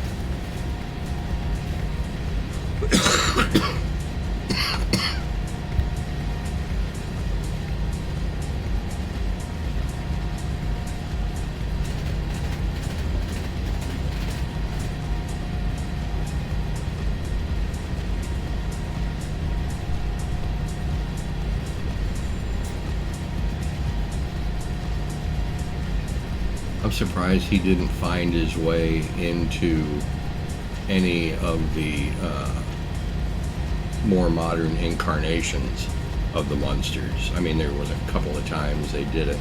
The last one, I was really kind of upset that it didn't make it past the pilot, where, oh, shoot, what's his name, British comedian, actor, Eddie Izzard played Grandpa.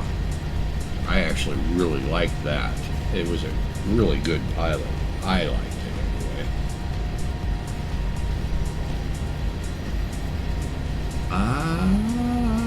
I'm not sure.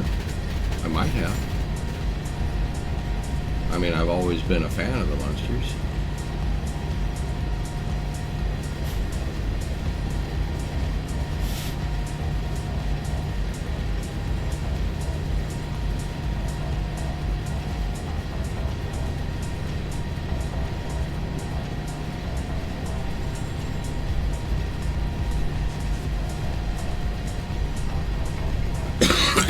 I'd really kind of be surprised if I haven't.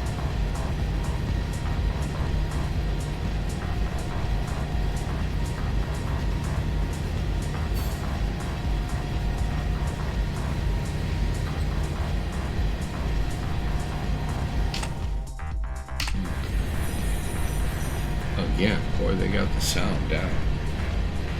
Stern? Okay. That makes sense. They were of that ilk. They did a lot of tie-ins, movies, TV shows, and stuff like that.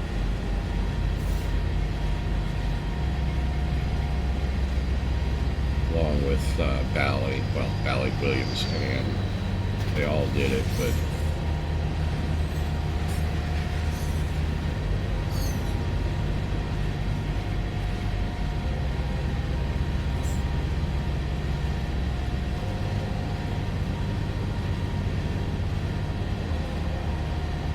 Black Knight.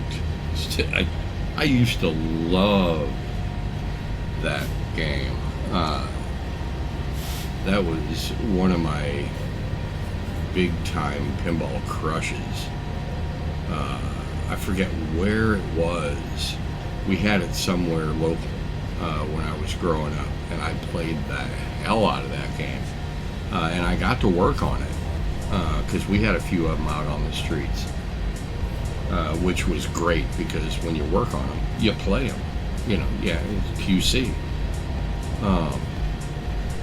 So yeah, I got to play the hell out of that game. And the thing that was great about it was when you're working on them, you get to play them for free. And you get to play in God mode, i.e. with the glass off. Whitewater? Huh. I don't know if I recall that one.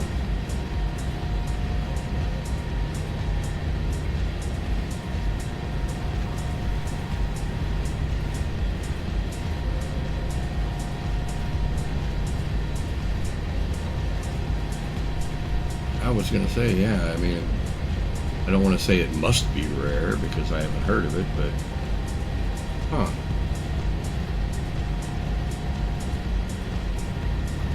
And I mean, I can't see it being a regional thing, you know what I mean? Because if it was one of the major players, you know, Williams, Bally, Stern, Data East, any of those, they cover everywhere.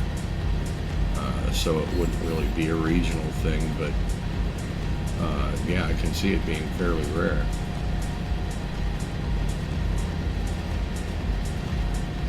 Toronto and LA, okay. Yeah, maybe it only hit the bigger markets. But I've never really looked into how regional pinball markets are.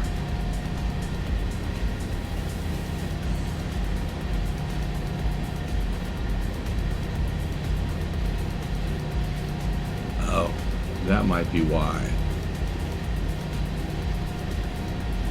Well, I was there from 89 to 90, 99? 89, 99 when I was working vending. It was Williams, okay. Didn't they merge with Data East? I know one of them did. A lot of their parts crossed over.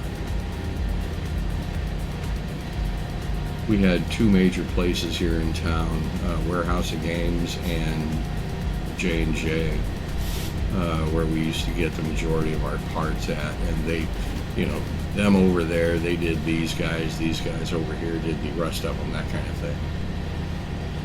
93, huh? Yeah, so shoot, that's darn near in the middle of when I was on the streets.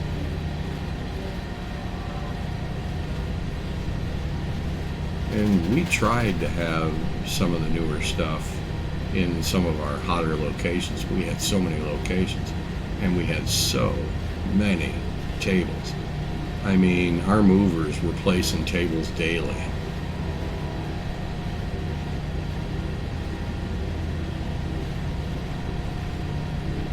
Yeah. Oh.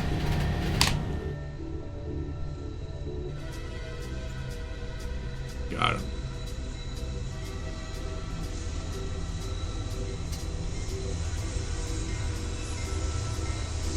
Huh. Bigfoot and Whitewater, that makes sense. In a rustic sort of way.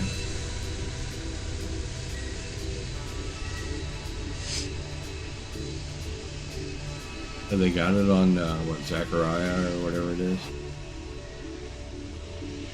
Or any of the CG games?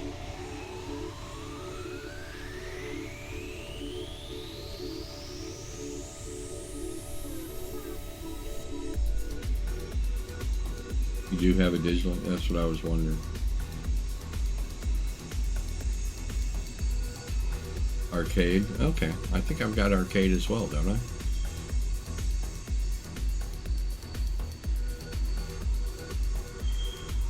I'm pretty sure I've got two of them, and I think arcade's one of them.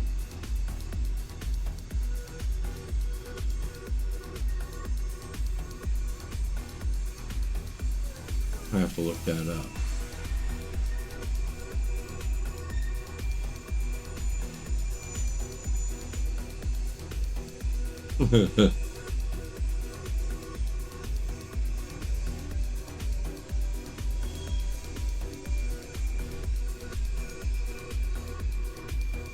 I'm surprised I never explored any of that when I was out there, because it ran pretty close. I might have crossed 66 when I was living out there and not even known it.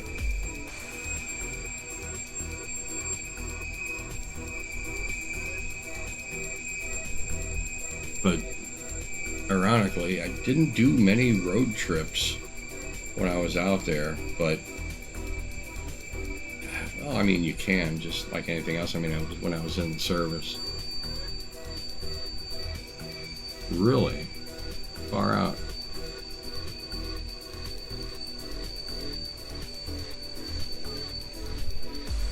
Very cool. It does sound fairly involved. Williams, Arizona. Where is Williams at?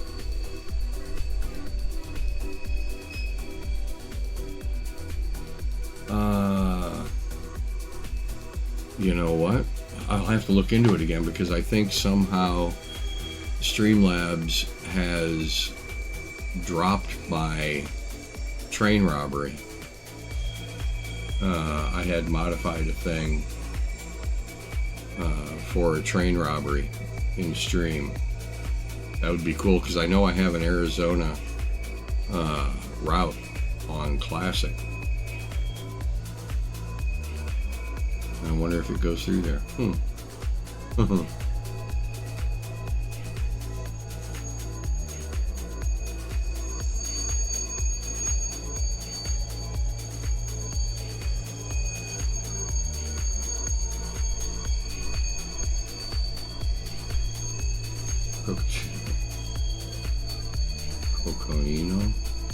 Coconino. Where's that at? In relation to, you know, Tucson, Phoenix, Yuma, southeast, northwest, center of.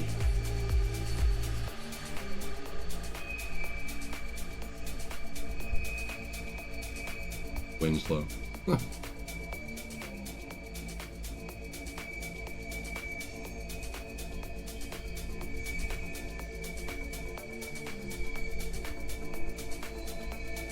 Flagstaff.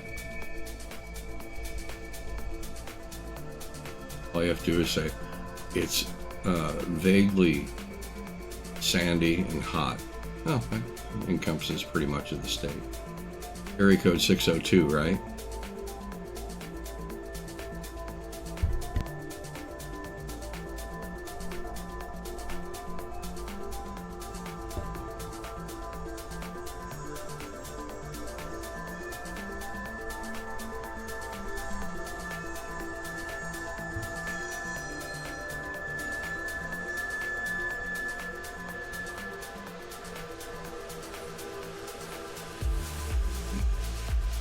Funky?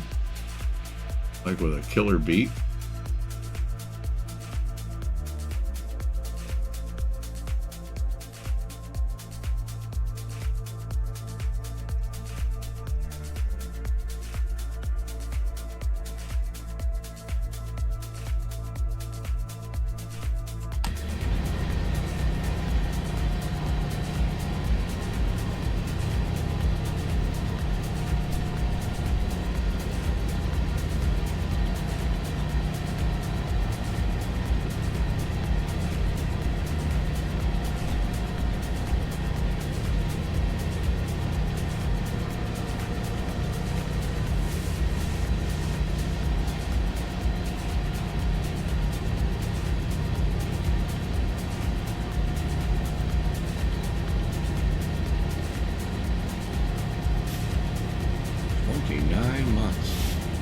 What a guy.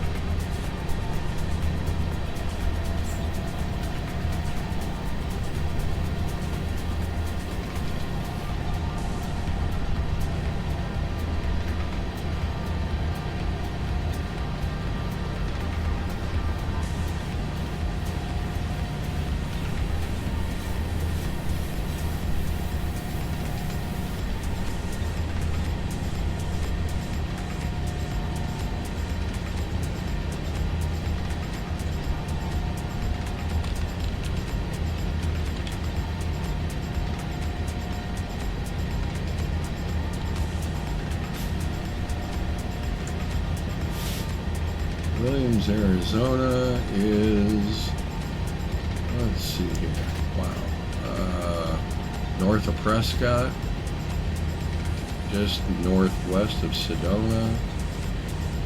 Mexicali, Tucson's north of Phoenix, directly north of Phoenix, about, oh, what would that be?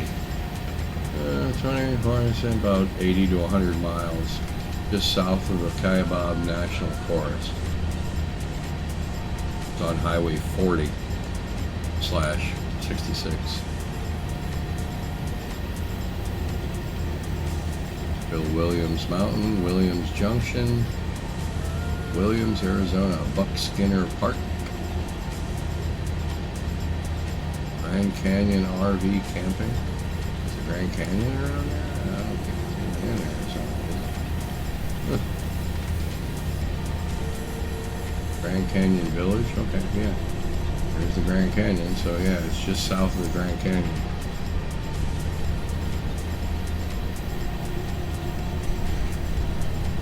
Tuba City. And the Hopi Reservation, far out.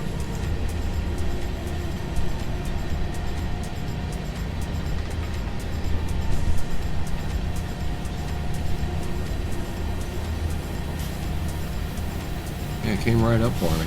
Sorry.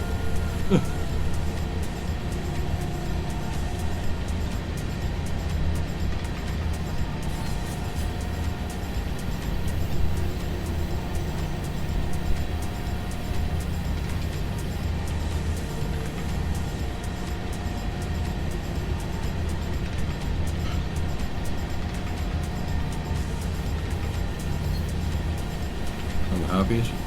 Hopis? Yeah.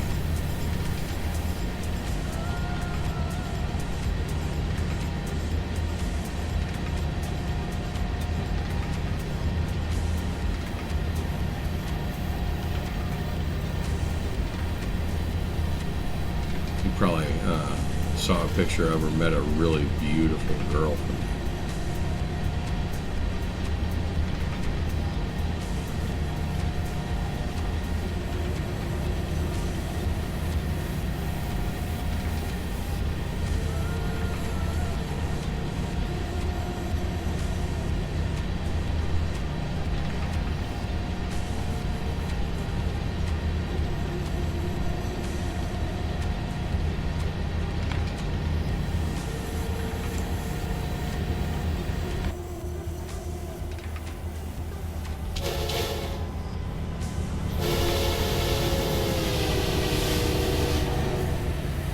Love the Doppler.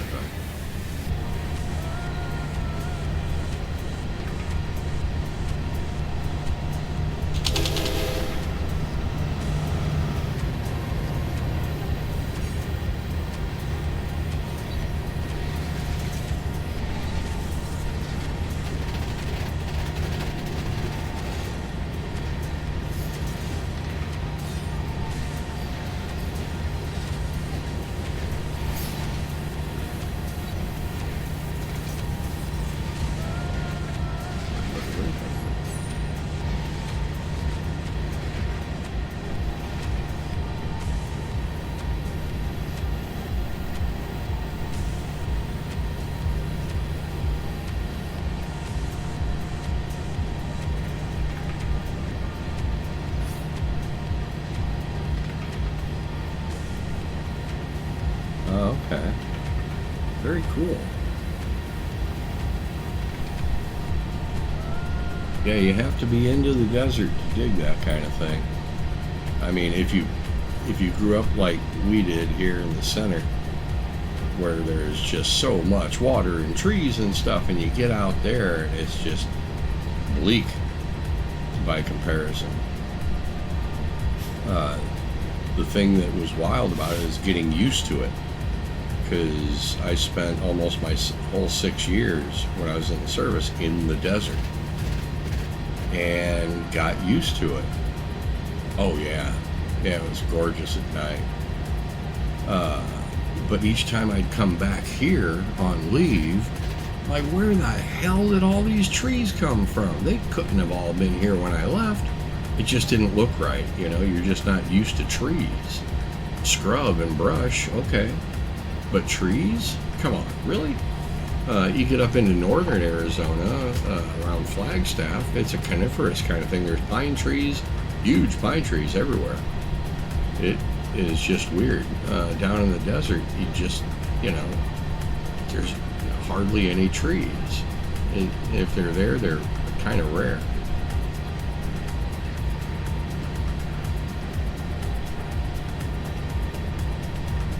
You get used to it.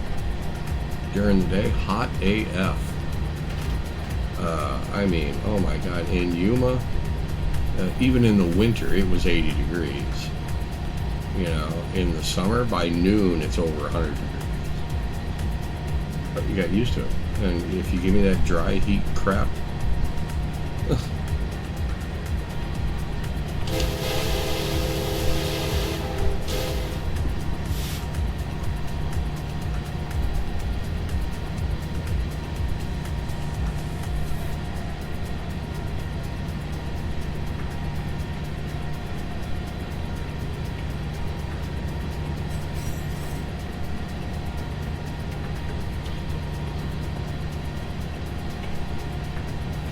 I remember when I first moved out there, I took a course. We all did. It was part of when you were checking in on base, an orientation kind of thing. And I ended up running a couple of them when I got in trouble for something. I forget what, but I was running as a corporal, I was running the receiving barracks at 29 Palms. And you had to tell them, okay, this is your first time in the desert. Here's what not to do, and here's what to do, that kind of crap. Oh, yeah. My middle daughter, Nikki, was born in 29 Palms in the desert in California. And then we moved to Yuma. And so she was 04 when we came back here. And her head clogged up and has been ever since. I remember one time her head cleared up and I didn't recognize her voice on the phone. She sounded like her mother. I was like, what the hell? Who am I talking to?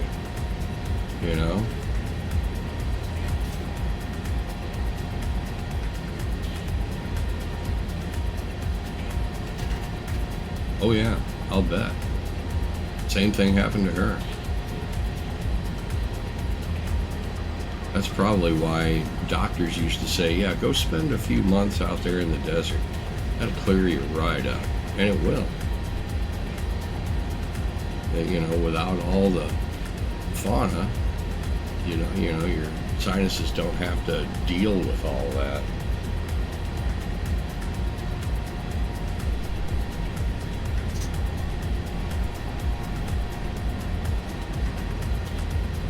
Probably don't sell any Claritin at all out there.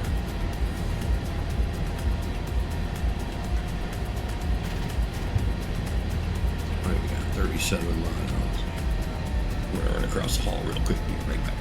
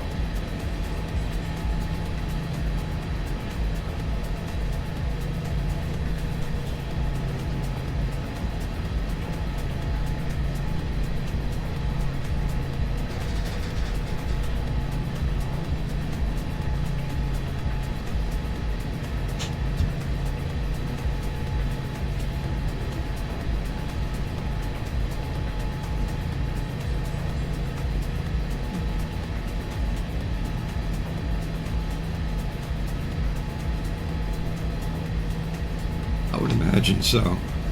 I mean, they do have agriculture, lots of it. Alfalfa, asparagus, pecan. A lot of that's grown out there. Juniper, well, like juniper berries, like gin. Yeah, I can see that.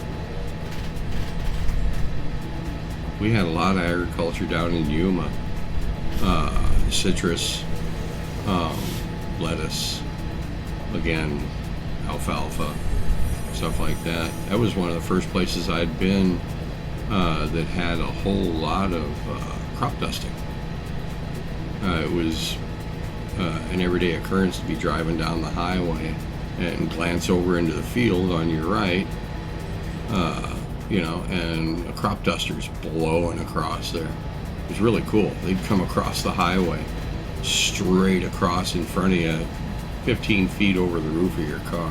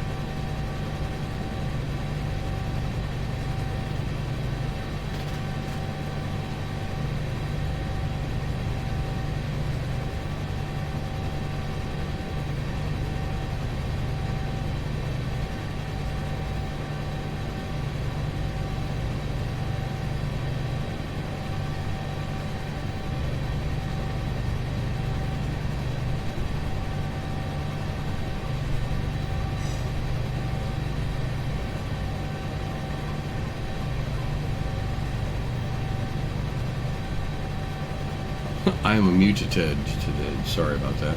I need to clean the R2-D2 lava lamp. Looks kind of foggy, doesn't it? It's supposed to be clear with blue lava.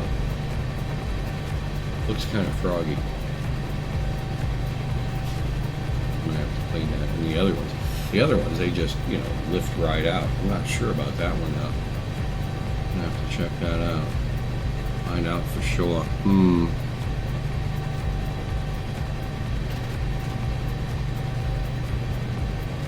Thank you for pointing that out. Normally I can look in the mic, the little lights blinking. Let me know you're muted, dumbass. Oops.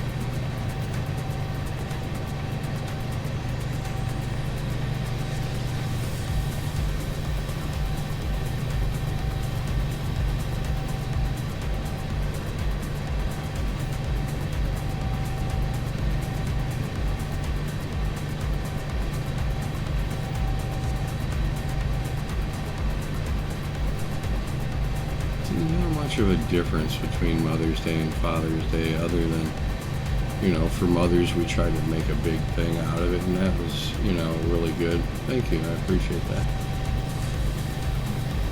Father's Day, we like leave us alone for a whole day. My dad was that way. His birthday and Father's Day, what would you like? To be left alone. Okay. Thank you. I appreciate that.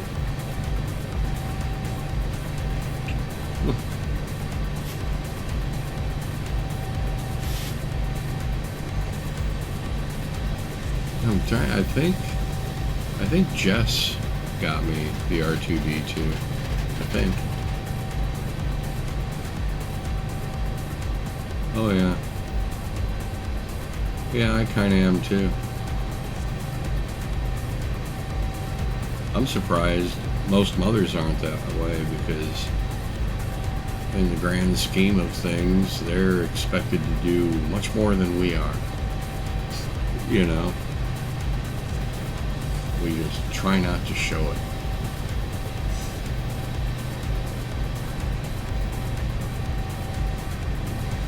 Yeah, there you go. The inevitable.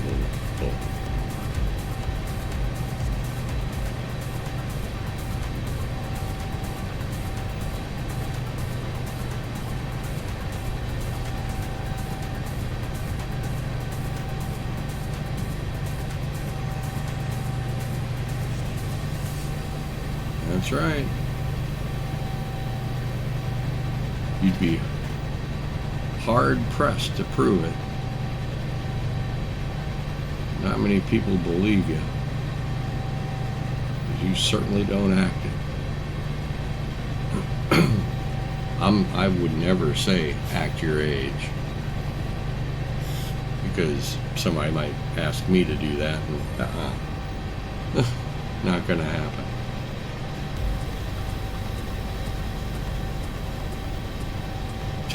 clarify for people out here that aren't in the know.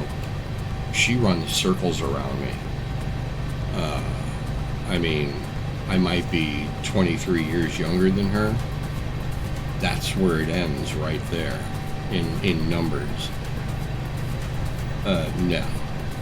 Yeah, she runs circles around me.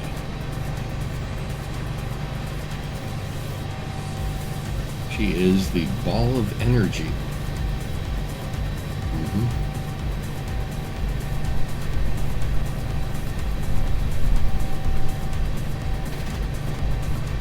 And we all love you for it. Yes, we do.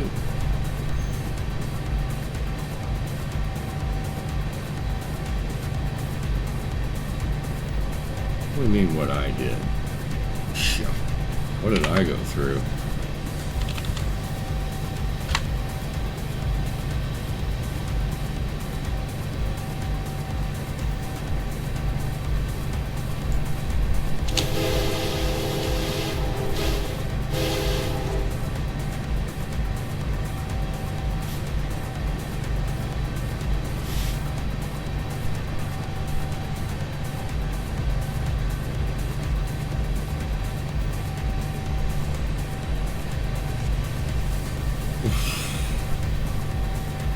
You might need to elaborate on that just a touch.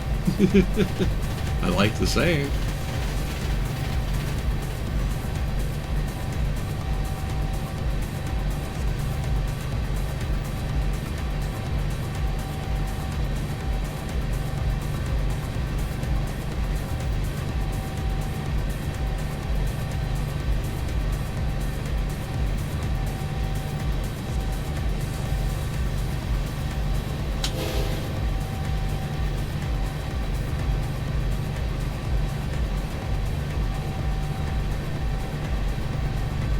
Maggots and hot ashes. Okay. Normally I'm pretty good at similes. But normally I get my shots before it turns into a full-blown case of,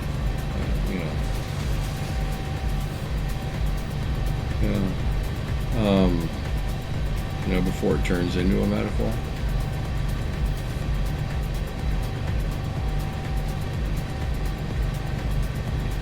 We all wear our masks, metaphorically speaking.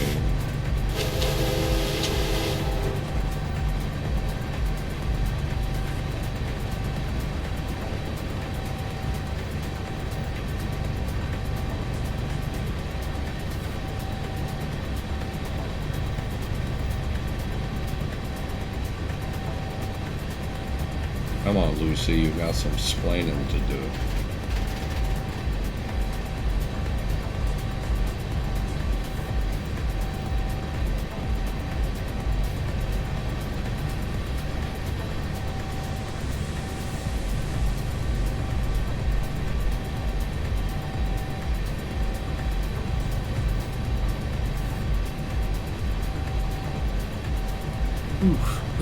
Oh, ouch.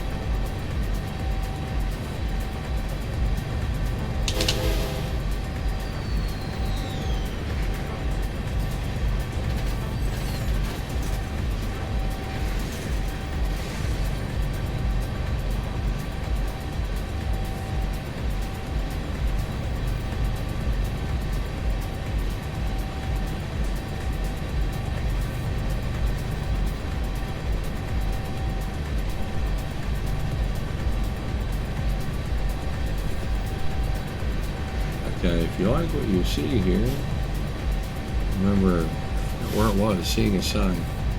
What you see here, what you hear here, let it stay here when you leave here. Forget what that was, or where that was.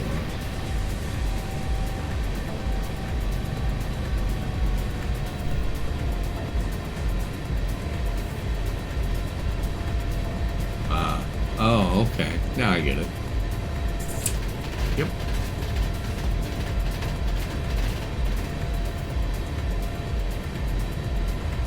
Okay, that makes sense.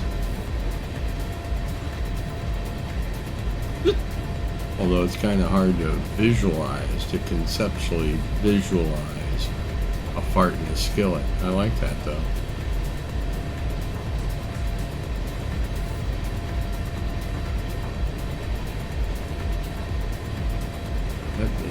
I mean, to me, it brings back an old joke from when I was a kid.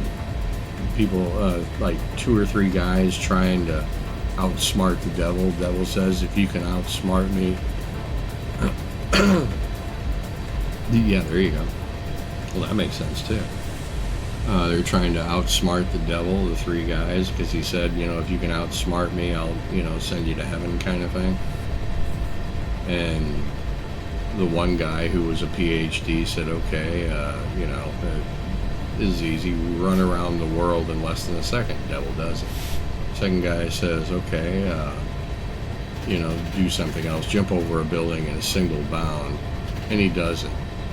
And the third guy, the dumb one in the group, farts really loud and says, catch that and paint it red. You know, that kind of thing.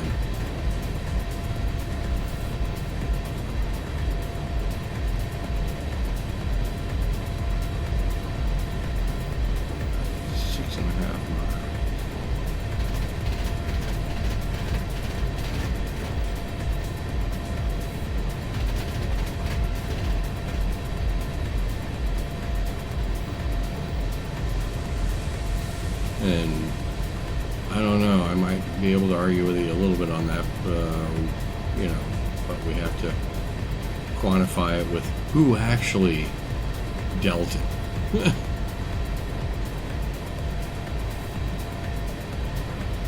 There's some that just hang there and won't go away, even with, you know, a number of fans in the room.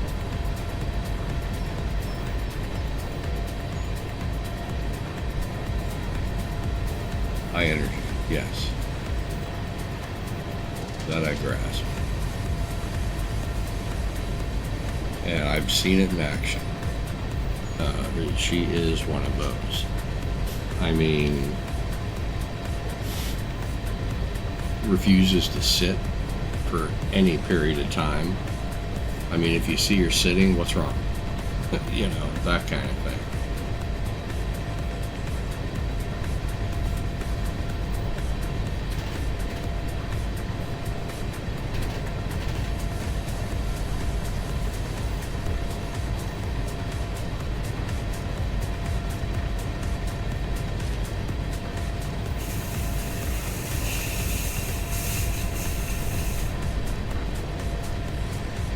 Okay. He was, is that all for now?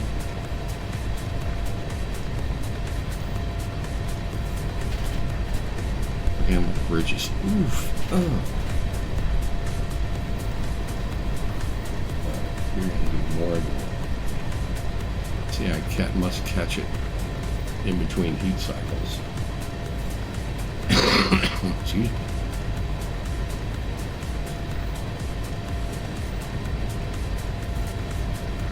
Trying. Be here. There we go. A douche.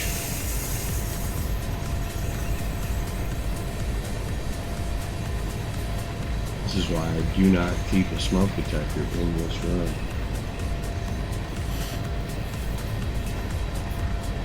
Ooh.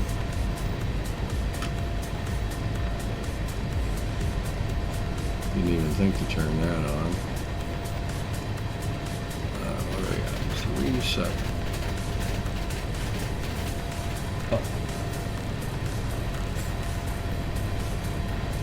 Strobe.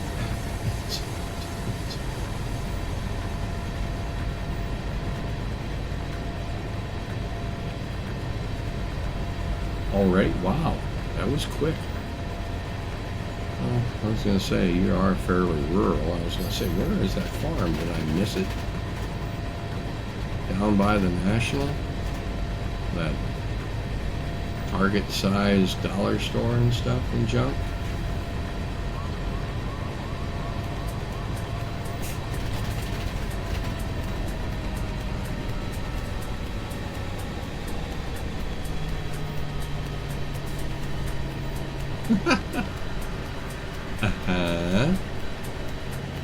Oh, okay. Well, yeah. a 10-minute drive out of town is a 15-minute drive for you. Well, depends on if you go out the north end towards Owen Sound. But you're pretty close to the edge of town on your end of town. That way, kind of. Alright, getting our heads out of the damn bridge. Oh, that way. Okay.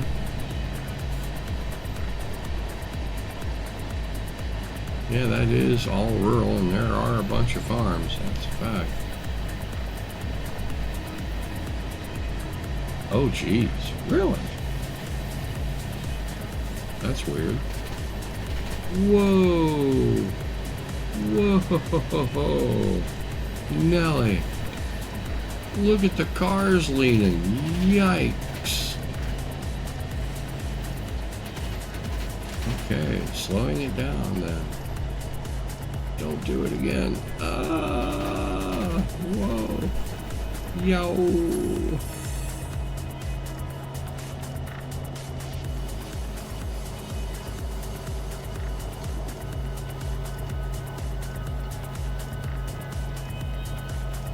Take CO2 out, yeah.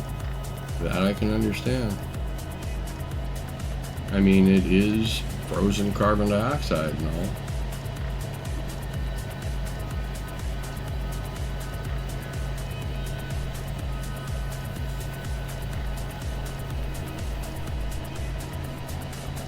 I mean, if you're in it, there is no oxygen.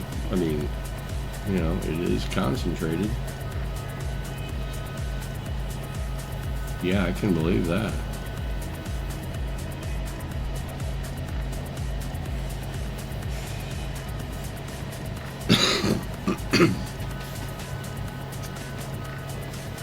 Yeah, not everybody is a born chemist, I'm guessing.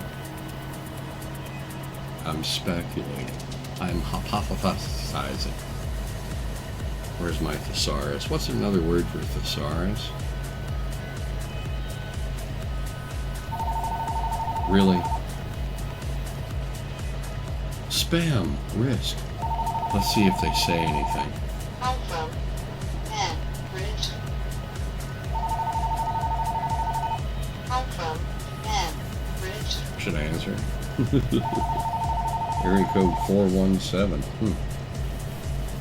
Hello. Please leave a message after the tone.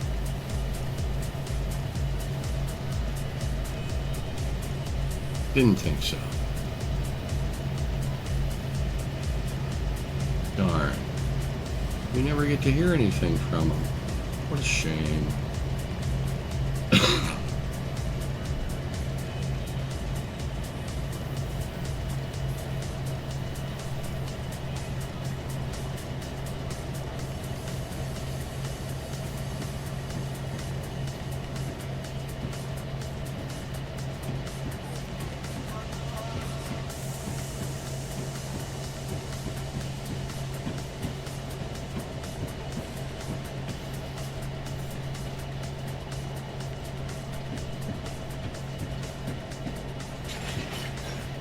For the record. I remember doing that one time at a friend of mine's house for Halloween. Did a basement thing and then invited all the kids in the neighborhood.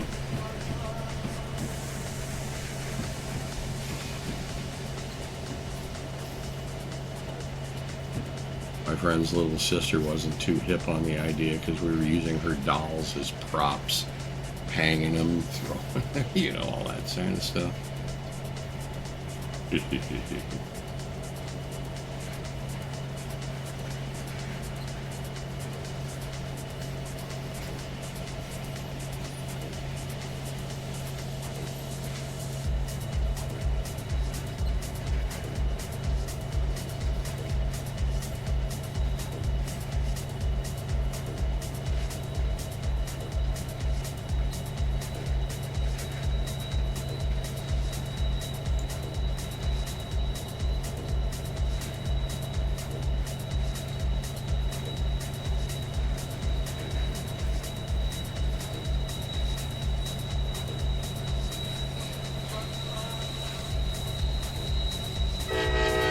Man, oh shit. No. Coming down the hill.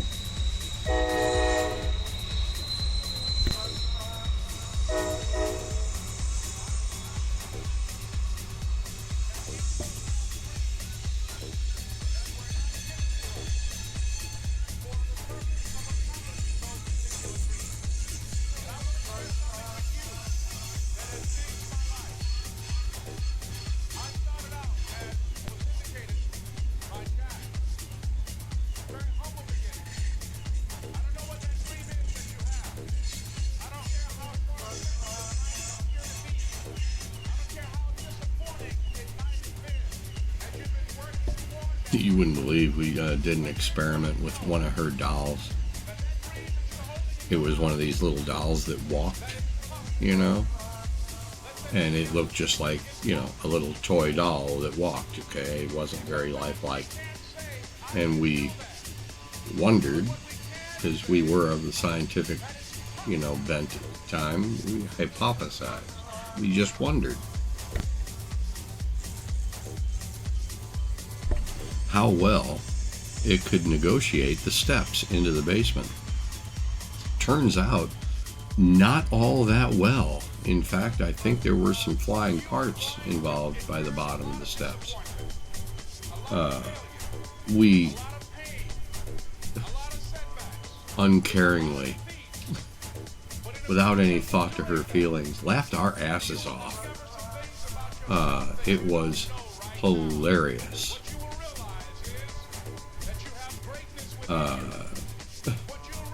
Mom, you would remember John Turner and his little sister Michelle. She's the one that unknowingly got us into raising rabbits in an inadvertent way, but that's another story. Anyway, yeah, she had one of those little dolls, you know, just it went right on down the steps. Boom, to boom, to boom, to boom, to boom, to boom, and I'm thinking it was probably saying things on its way down as well. You know, that was probably, oh God, what year is that? 26? Probably at least 50 years ago.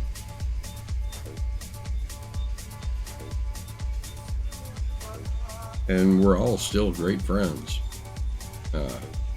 John is a retired sergeant in the police department, real close to where I live here. Michelle, she's married with kids. I don't know where she's at. I think she's down in Willow Springs. We drove past her the other day on ATS. His mom was a dispatcher for the police department out there where we lived, and worked with my roommate Chris. Oh yes, thank you for that. Yes. I'm already looking forward to the next back scratch. One of the best. I'm not even exaggerating here. And I've had a lot of back scratches. I mean, there's always a back scratcher within reach everywhere I am. Can't hold a candle, not even close. Yeah, if I wasn't wearing a shirt, I'd be bleeding from a dozen minor wounds and loving it. Yeah. But yeah.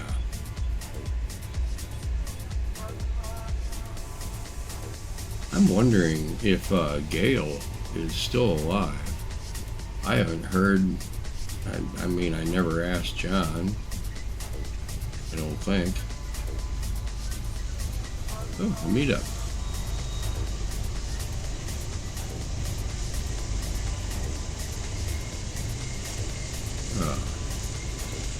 He wasn't actually John's dad, he was Michelle's dad, but he was the one that found the house that Mom lives in now, that we moved into in 1973. They bought a house at the end of the circle. There's only 8 houses on the circle. They bought the one right there, right across the street from another family that had the same name as us. Boy, that led to some mail being delivered to the wrong house. But yeah, I'm pretty sure Michelle's in Willow Springs. I think Nancy might have moved down there too. That's where her family was at. I went down there one time with them. Little town, Willow Springs, down in southern Missouri.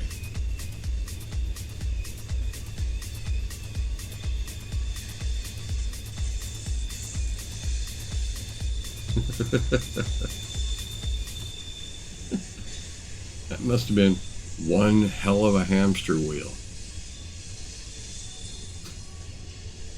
Everybody needs one of those. I mean, if you've ever seen some people's kids, every house needs a big ass hamster wheel. Get in there. You want to get rich? Come up with a hamster wheel for kids. You'll make a fortune.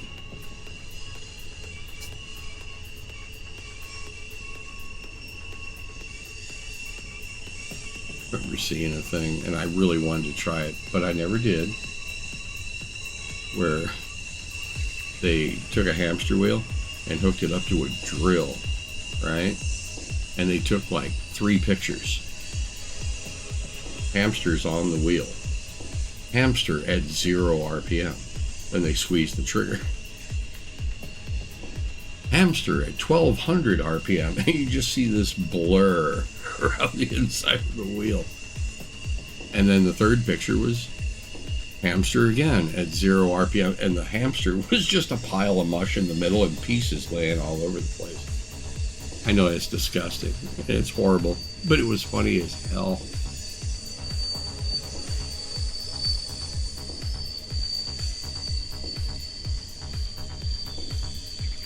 Yes, he has 2 names. Not only that, but his birthday is September 4th, 5th, and 6th.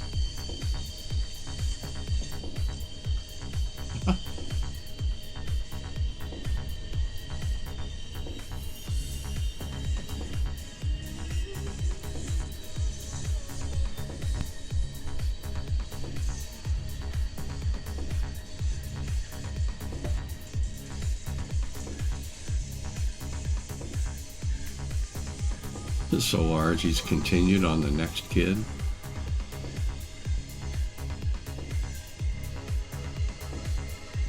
One of those puts on his belt with a boomerang, reaches into his back pocket, takes 2 weeks.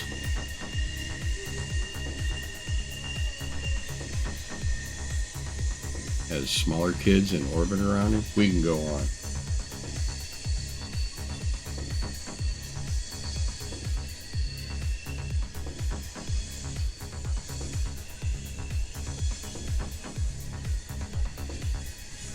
Where Mom's the other way. We used to have the skinny jokes. She got a run in her stocking and fell out. Puts a nickel in her back pocket and she's off balance. Makes a muscle, looks like a mosquito bite on a strand of spaghetti, that kind of thing. Oh God. That becomes a salad shooter. Yeah. Yeah, he was spherical in nature. We did that last night. We put all brand new balls in the bingo console. So I announced it to the people, you know, and I asked Dave when he was putting them in, Mom. I asked him, like, why are we doing this? And he said, well, somebody, and I'm not going to mention any more names, Karen. No, I'm kidding. It wasn't Karen. But said that, you know, ball number 14 just keeps coming up. It just keeps coming up. Oh, God. So we changed them out, and I announced to everybody that, you know, these are all brand new balls. Yeah. These are all brand new balls. So if it doesn't work out for you tonight, please consult with the guy who invented the sphere. Talk to him about it. Oh God, that'd have been a riot. Well, they always say the same balls keep coming up. Well, again, one of these times I'm going to sneak my own in there. I tried it one night, like, B12 comes up, for example. And I said, R89. And people are looking at each other like, what the hell did he just say? I was like, see? Mess with me. Dare you? Oy, oy, oy. Okay, where are we? I passed the signal at danger? No, I didn't. Oh no, I can't ask them to change the signal.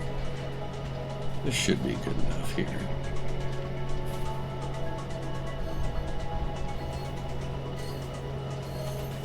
We're close enough. 0.48 miles. We'll see if it gives it to us.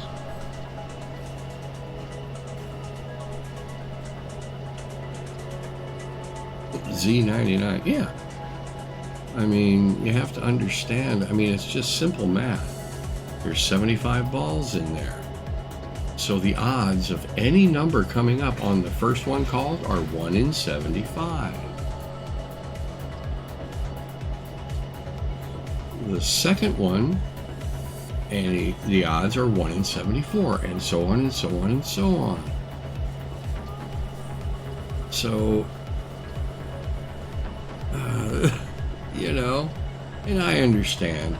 They say things like that purely out of frustration. Their number didn't come up. That's where the real odds are at. Because, the cards are printed out by an RNG, a random number generator, right? Hundreds of thousands, probably millions, well, 75, yes, millions of different combinations. But you've got columns 1 through 15, 16 through 30, yada, yada, yada. So that narrows it back down a little bit because there's only 5 in each column. So, but it's always the same ones. Anyway, so much for my rant. Okay. Who are we going to check out today? I do want to thank everybody for coming by today. Bled, Snipes, Zeke, Mom. Love you, honey. Shoot, I think we rated Adnane last time. Anybody else doing any kind of train stuff? Well, let's check it out. Let's see if in the rating department, same category, only 2. Oh, Thistle Droid. We haven't. He's got 13 viewers in there. He's doing some TS Classic. Friday night trains. Konnichiwa, far out. Oh, let's do it. We haven't rated him in 1,000,006. Cool. Okay. Again, everybody, really do appreciate y'all coming by. I will be back on Monday morning. Trains on Monday, trucks on Tuesday. Tomorrow morning we'll be running with Zeke. Bled, hope to see you. Snipes, good to see you in there too. Goose Drank Wine. Wait a minute. 069, the Goose Drank Wine. Oh, good Lord. You're one of those.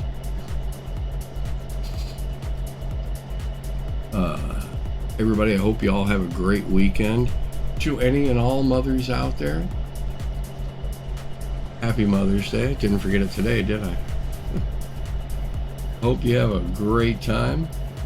I will see you on the next one. Until then, you know it. Peace. Have fun. Don't die.